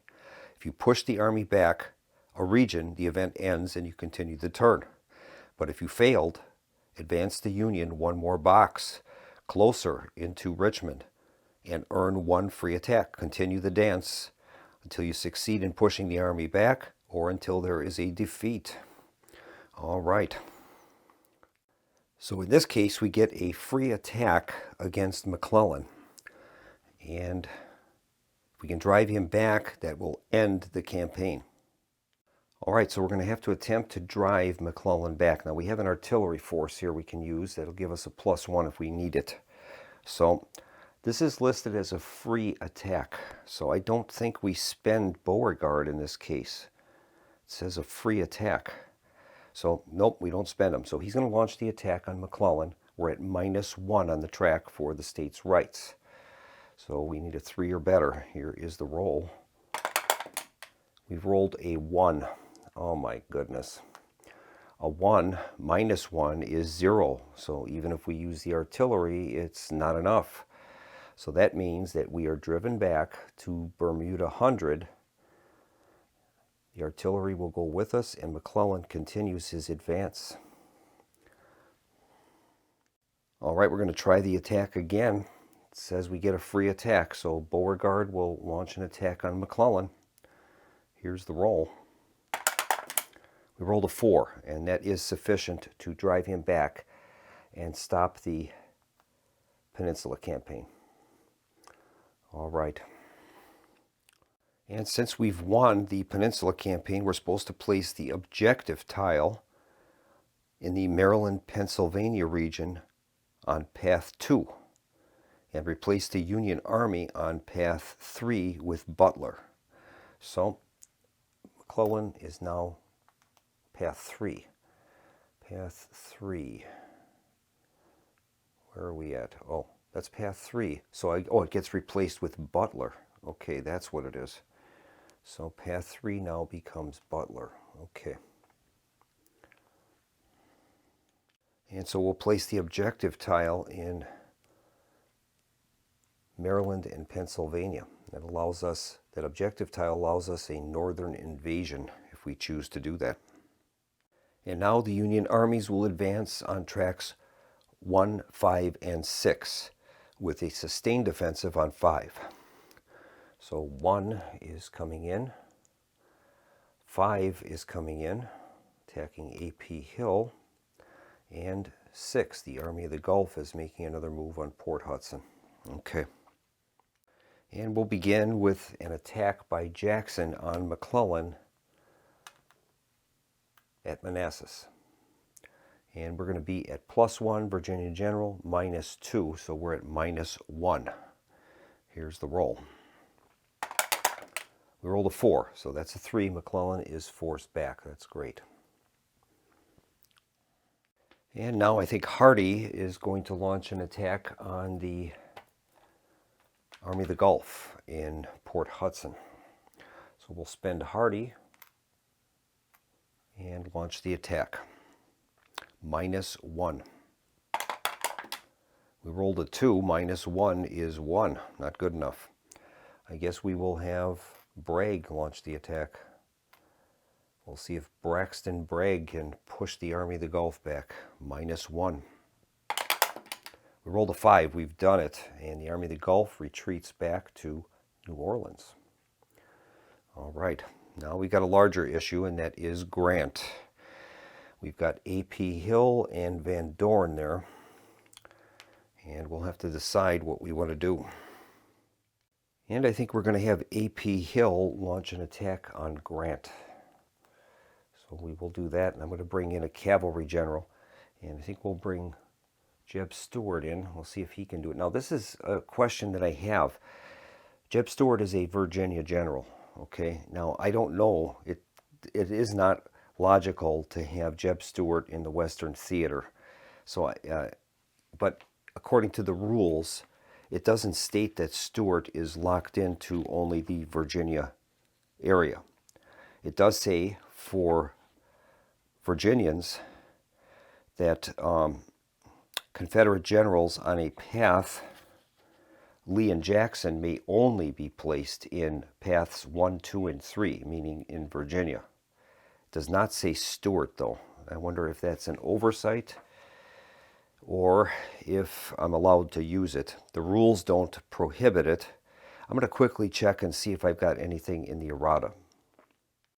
No, I can't find anything. So according to the rules as written, even though Stuart is a Virginia general, I guess he can operate wherever he wants to. So he's not specifically listed. It's just Lee and Jackson.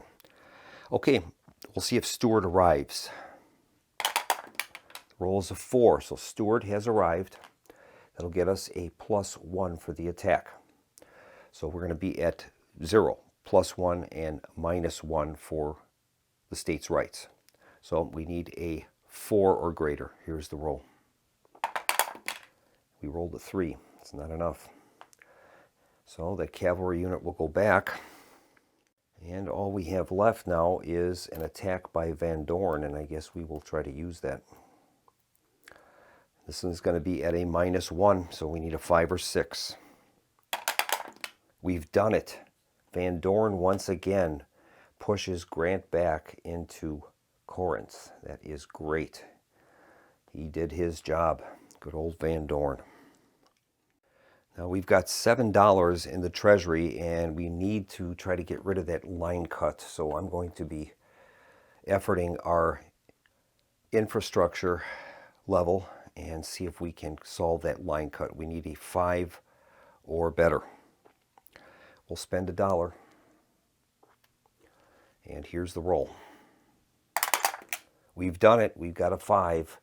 So we've moved up our infrastructure, and we can repair a line cut. And I'm going to repair the line cut at Hanover County. That's great. We also have a line cut at Savannah.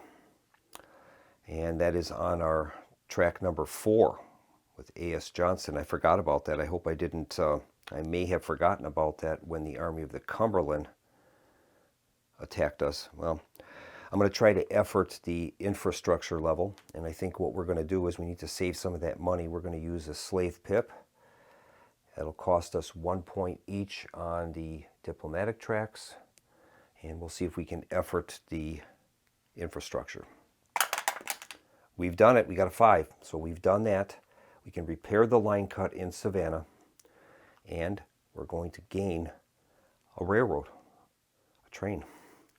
We'll add that to Richmond, flipping that back. I'm going to tax, moving us down 1 and up 1 on our treasury. That's great.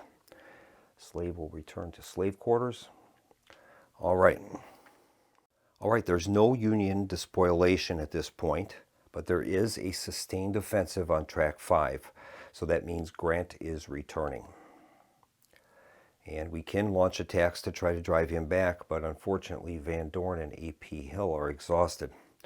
So I think we're just going to allow him to despoil Memphis, and we will retreat to the Delta. All right. And now we'll move to Confederate logistics. We're going to resupply Bragg and Hardee. That'll be 2 points. Van Dorn and A.P. Hill, that'll be a total of 4 points. Moves us down to 3. And I think rather than resupplying Jackson, we're going to spend the $3 to resupply our cavalry unit, get Jeb Stuart into fighting trim. All right, that's going to bring the turn end phase to a close, and we're going to commence a new turn for June 1862, and I'm going to play a few turns now, and then we'll come back and I'll show you what we've got. Well, time has passed, and we'll be starting the January 1863 turn. What happened in the time that we weren't filming was we ended up losing the Morgan's raid, and that was terrible. I invested $8 into the special campaign fund. I rolled a 4, which was short of that. We would have gotten all of our money back plus a die roll's worth. And in effect, I lost the campaign, which was absolutely unbelievable. We've managed to hold Grant at Memphis, and we've managed to hold the Army of the Cumberland at Bowling Green. Hardee is still at Port Hudson, holding the Army of the Gulf in check. General Lee has come onto the board. Him and Jay Johnston are holding the effort at Harper's Ferry. And we have an objective token, so that allows us an invasion of Maryland and Pennsylvania if we choose to. Jackson is keeping the Army of the Potomac, which has now, Lincoln has replaced McClellan. And we have the Army of the Potomac. They're being held in Washington. And Beauregard managed to push Butler back to, good old Ben Butler, back to Fort Monroe. So we'll commence our January 1863 turn, and this is going to be the Emancipation Proclamation occurring. We'll draw a token, see what we've got. I did draw the Hunley, but I didn't have the money to purchase it. Okay, here's the token, and we've got token number 13. All right, and we are going to have, there's no symbol there, so it'll be a standard move on track 5. All right. We'll take care of our naval phase. Still only 1 frigate, which we've been pretty lucky with. We'll see where the frigate's going to go. Rolls a 4, and that is going to intercept in zone 3. So we're going to gain a total of $4, $5, $6, $7, $8. All right. We're holding our own, but it's getting more and more difficult. When those frigates start coming out, we're going to be in trouble. All right, now we have to determine a line cut. I was able to clear the line cuts I did have. This will occur on track 5 and in location 5. All right, let's see where that is. And incidentally, the Union has 4 points worth of freedmen in the box. Line cut is going to occur in location 5, so that'll be at Corinth. So we'll place a line cut there, and that's a +1 for us for the moment, but they're going to be clearing that at the end of the round. There'll be Union moves on 2, 5, and 6. All right, so the mobile department, or middle department, is going to move and attack. Grant is going to attack A.P. Hill, and the Army of the Gulf will come after Hardee. All right. I think we'll start out with an attack by another thing I was able to do is I was able to do the Davis Revolution, so we're no longer under a -1, at least for the time being. What will happen eventually is that's going to come back as lost cause, and then it'll be -1 for the rest of the game. I forgot we have Emancipation Proclamation. In January 1863, Lincoln issued his Emancipation Proclamation ordering all slaves in rebel-held areas to be freed. Confederate States President Jefferson Davis called this the most execrable measure in the history of guilty man, clearly seeing it as a threat not only to Southern economy but to the whole hierarchical Southern way of life. Davis treated his slaves well, but a few months after the proclamation, over 100 of them fled from his Briarfield plantation near Vicksburg and reached freedom behind Union lines. Count the number of Union base tiles on the map, plus the number of plantation markers that were removed from the map. Roll that total number of dice and lower British-French intervention markers, the combined total. All right, this has no effect on a European power that has already been recognized. All right. Well, 2 plantation markers have been removed, and there are currently 2 U.S. bases, so we'll be rolling the dice and adding 4 to the total. I'm sorry, we have to roll a total of 4 dice. That is what we have to do, 1 die for each. So we'll roll 4 dice and then they get moved down that number. 12, 13, 14, 15, 16, 17. Wow.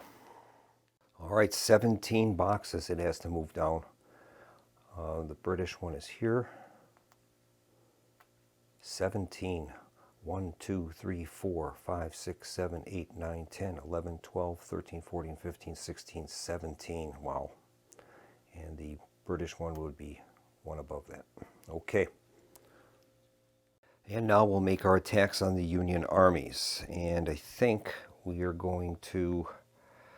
There's a line cut occurring here in Corinth. It gives us a +1. So A.P. Hill is going to attack Grant. We'll be getting +1 for the line cut. And here's the roll. Roll a 4. That's modified to a 5. Grant is pushed back. That's great. I wonder if we should counterattack again. Drive them back. I think we might. I'll use Van Dorn. And we're going to move in and counterattack Grant. +1 for the line cut. We did it. Grant is pushed back all the way to his base. That's great. All right, Hardee is going to attack the Army of the Gulf. We're not under the -1 because we have Davis Revolution. Here's the roll. Rolled a 1. Okay, I think we will use Bragg, see if he can drive them back. +1. That's a 5. It's good enough. All right. And then I think we'll have J. Johnston attack the Middle Department. We've got 2 General Lee tokens up there. Rolls a 5. We've done it. And we can actually start a northern invasion if we chose to. All right. All right, I think that's all of the attacks we're going to make. We can try to effort our economic levels. We've done pretty well in keeping those in good shape.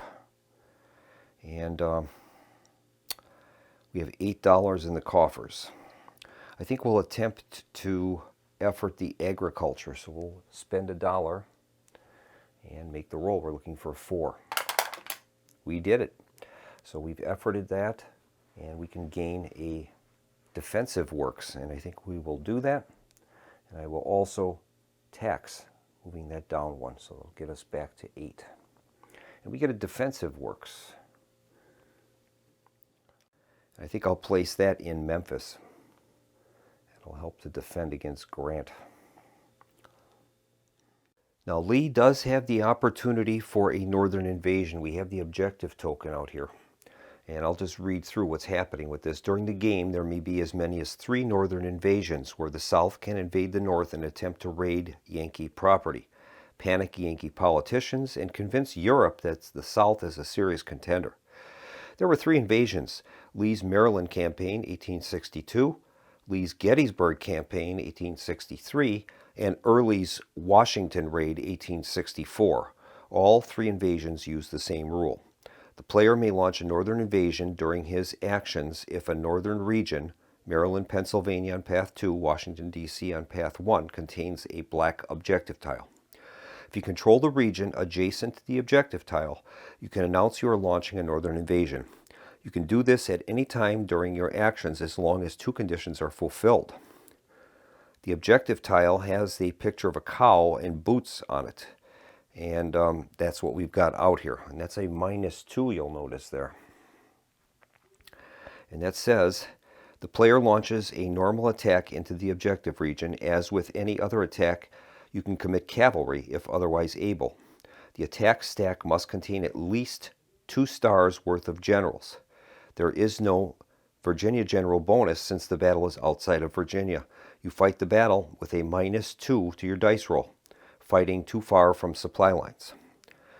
We roll a die and for the battle and remove the objective tile. If you win the battle, you don't actually occupy the objective, but you get back the general you spent on it. You also get all of the following: 1 unused Stuart general for the general's pool. Roll a die and receive that much in treasury. and roll a die for each British and French intervention token. If Washington was the goal, flip Lincoln to his Washington in panic side. If you lose the battle, you lose two star, including the one you paid for the battle with, and then reduce both British and French intervention by 6. So it's a risk. We do meet the qualifications because we've got Lee with two stars. Probably be the only chance we'd have, but odds are slim at -2. Well, the problem is if we lose, the British and French diplomacy markers will be brought down to 0, and they'll have no chance. I don't think we're going to get intervention at this stage of the game anyway with the way it is. Well, this would probably be our only chance, so I think we will attempt the northern invasion. So we do control the objective next to the objective. We've got the 4 stars worth of generals there. So we're going to launch the attack at a -2. Now we can attempt to bring in a cavalry unit, and I think we will. I'll see if we can bring Jeb Stuart into the battle, and we'll see if we're able to do it. Jeb Stuart, he has to roll anything except a 1 or a 2 to appear. He rolled a 1, so Jeb is off seeking his own glory as usual. All right, so we're going to be launching the attack. We'll spend Lee, and we're at a -2. Okay, here we go. We rolled a 3. -2 is 1, and we have failed. So that's going to cost us another star. And we're going to reduce both British and French intervention by 6. So that is going to remove them from the board. All right, so that was a failed northern invasion, just as it was historically. All right. Well, we'll move on now to the turn phase. There's no Union despoilation. The Union Railroad is going to repair the line cut for Grant at Corinth. So that's removed. And that's because they have the freedmen. USMRR is activated. And we'll move on to Confederate logistics. Well, we've got to repair Lee, that's for sure. Both of those are going to cost us 4. That'll move us down to 4. We'll repair Johnston, A.S. Johnston. That'll be $1. And Bragg, that'll be $1, down to 2. And let's see here. Well, Van Dorn and A.P. Hill. I guess we will advance both of them back. We've got a defensive works there, and that'll be all of our money. All right. And that's the end of the turn. I'm going to move on to the February 1863 turn, and we'll return after I play a few, and I'll let you know what's happening. Well, we've moved up. We'll be starting October 1863. The developments are Grant has captured Jackson. Hill and Van Dorn are in Vicksburg, so we're right at the end here. Hardee's managed to hold the Army of the Gulf. Army of the Cumberland is now in Chattanooga. Lee and Pemberton are holding the Middle Department in its base. Jackson's depleted, but he's holding the Army of the Potomac in Washington, and Beauregard is doing just fine on the Yorktown Peninsula. I burned through most of my slaves. I only have 1 slave point left. There was a loss condition. Our agriculture went to 0, and I had to move Benjamin into the disgruntled Confederates box. We've lost the Indian campaign in Indian Territory. Our next campaign would be the Arkansas campaign. Things are also starting to go south. We've lost 2 ports to the Anaconda Plan, which is reducing our hauls down by 2. Not to mention, Union has 3 frigates now, so our income is severely hampered. When that combines with the Anaconda Plan tokens, it's bad. So we'll draw a token for October 1863. And we draw that token. All right. There's going to be a sustained offensive on track 2. So we'll get out our sustained offensive token. And we'll take care of our naval phase. Now with 3 frigates out there, we've got to be very careful. I've been trying to just generate enough income beyond the 2 points we lose from the Anaconda Plan. So I'm going to probably try 3, 2, 2, and 2. We'll try that and see what happens. We'll roll for the frigates. Result is a 6, and that's going to place 2 frigates at 4 and 1 frigate at 2A. 2A. All right, so we're going to gain 3, 4, 5, 7 minus the 2 for the Anaconda Plan gives us a total of 5 income. That's the best I've done in a while. When those frigates come out, heaven help you. All right, the diplomacy won't be used. Those are long gone. Railroads are going to take damage. We're going to have a line cut, and let's see where the line cut is going to occur. I have managed to get rid of my line cuts on the board pretty well. It's going to occur on track 2 in space 1. Okay. That line cut occurred at Lynchburg. And finally, we have a sustained offensive on track 2. So that means the middle department will be moving. So the middle department is moving to attack Lee at Harper's Ferry. All right, I think we have to counterattack there. They're going to have a sustained offensive on that track. So Lee is going to counterattack. He gets a +1 for being a Virginia general. Here's the roll.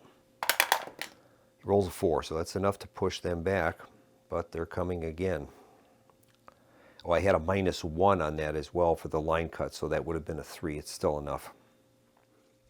We can't attack any of these other locations because those are U.S. bases.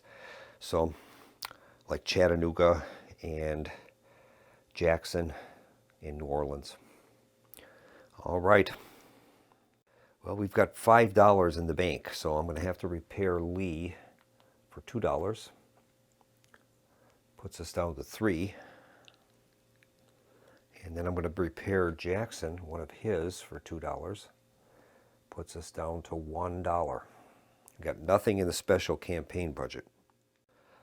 So now we'll move to the end phase. There's no despoilation, but there will be a sustained offensive. So the mobile department is moving up, and we have to make an attack with Lee to try to drive them back. We'll do that. Roll is a 1. 1 + 1 is 2. That's enough to drive them back, but I got a line cut. So I will have to use another Lee to do that. +1 for Virginia General. 4 + 1 is 5. -1 is 4. So we've driven them back, but pretty good cost. And that's going to end the turn. I'm going to do some more off camera, and we'll rejoin during 1864. All right, we'll be starting the June 1864 turn. Grant still hasn't taken Vicksburg yet. We've got Early defending there. Hardee's holding up the Army of the Gulf. Army of the Cumberland has taken Savannah, and they have a line cut there for the moment. J. Johnston has retreated to Columbia, so they're getting close on that track. Lee and Pemberton, with a line cut, are defending against the middle department, rather. And then the Army of the Potomac has taken Manassas. We've got Hood and Jackson defending at the Rappahannock.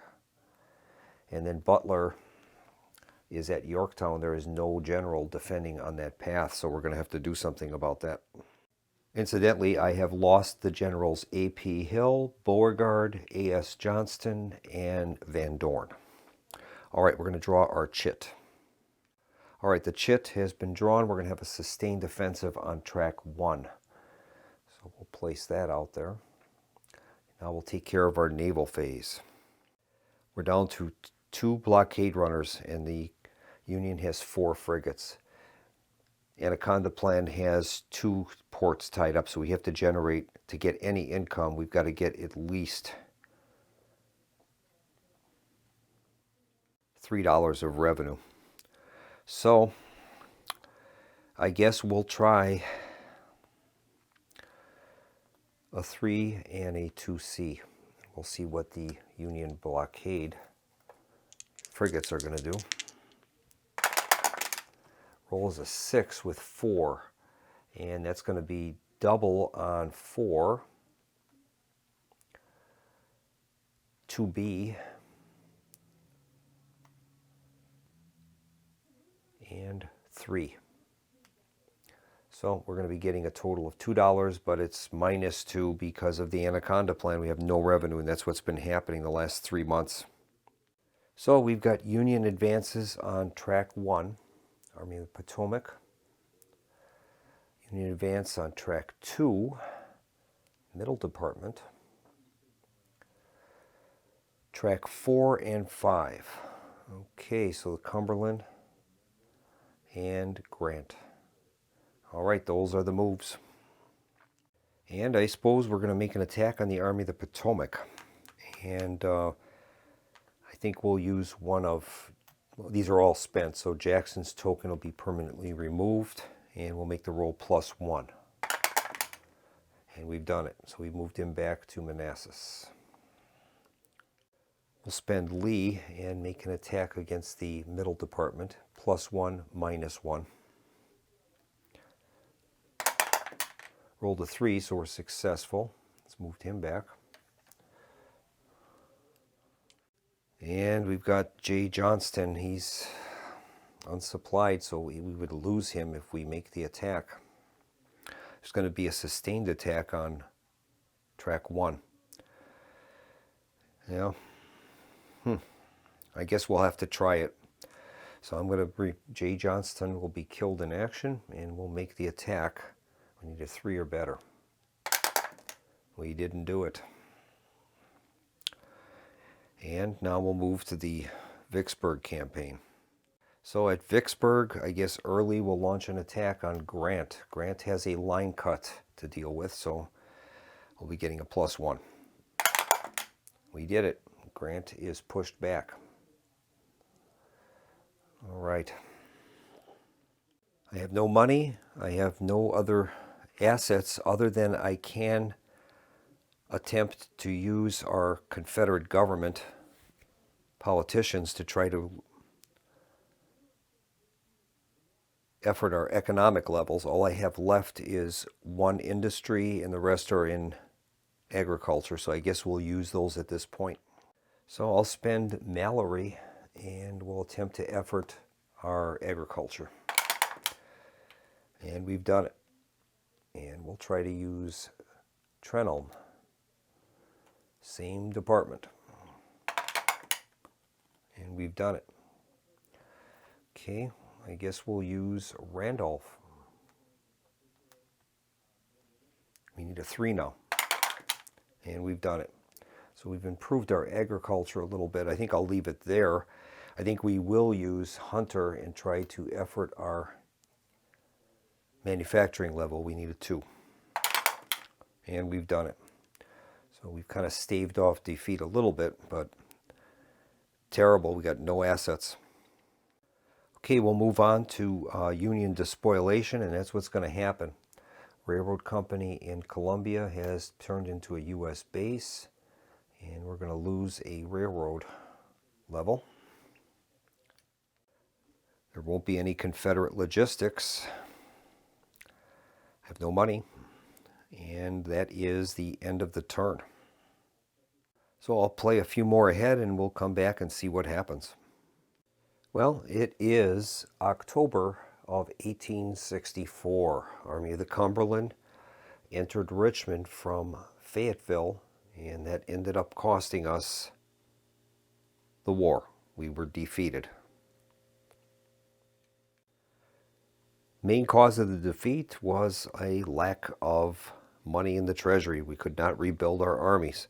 Once the Union frigates combined with the Anaconda plan closings of those ports, I only had like, I think, $2 or $4 in the last like 3 or 4 turns. So just very, very tough to get rolling when you don't have any money. So we did less better than the historical result. The Confederacy collapsed in October 1864 with the Army of the Cumberland entering Richmond, and we failed our defeat roll. So that is the playthrough of Jeff Davis, The Confederacy at War. Very fun game, really gives you the definite feel for the Civil War. There's no doubt about it. The historical commanders and just the way it plays out, and definitely be coming back to the channel in the future, no doubt about it. So thanks for watching. This is Keith from the Solo Gamers Club signing off and wishing everyone a pleasant evening. Good night.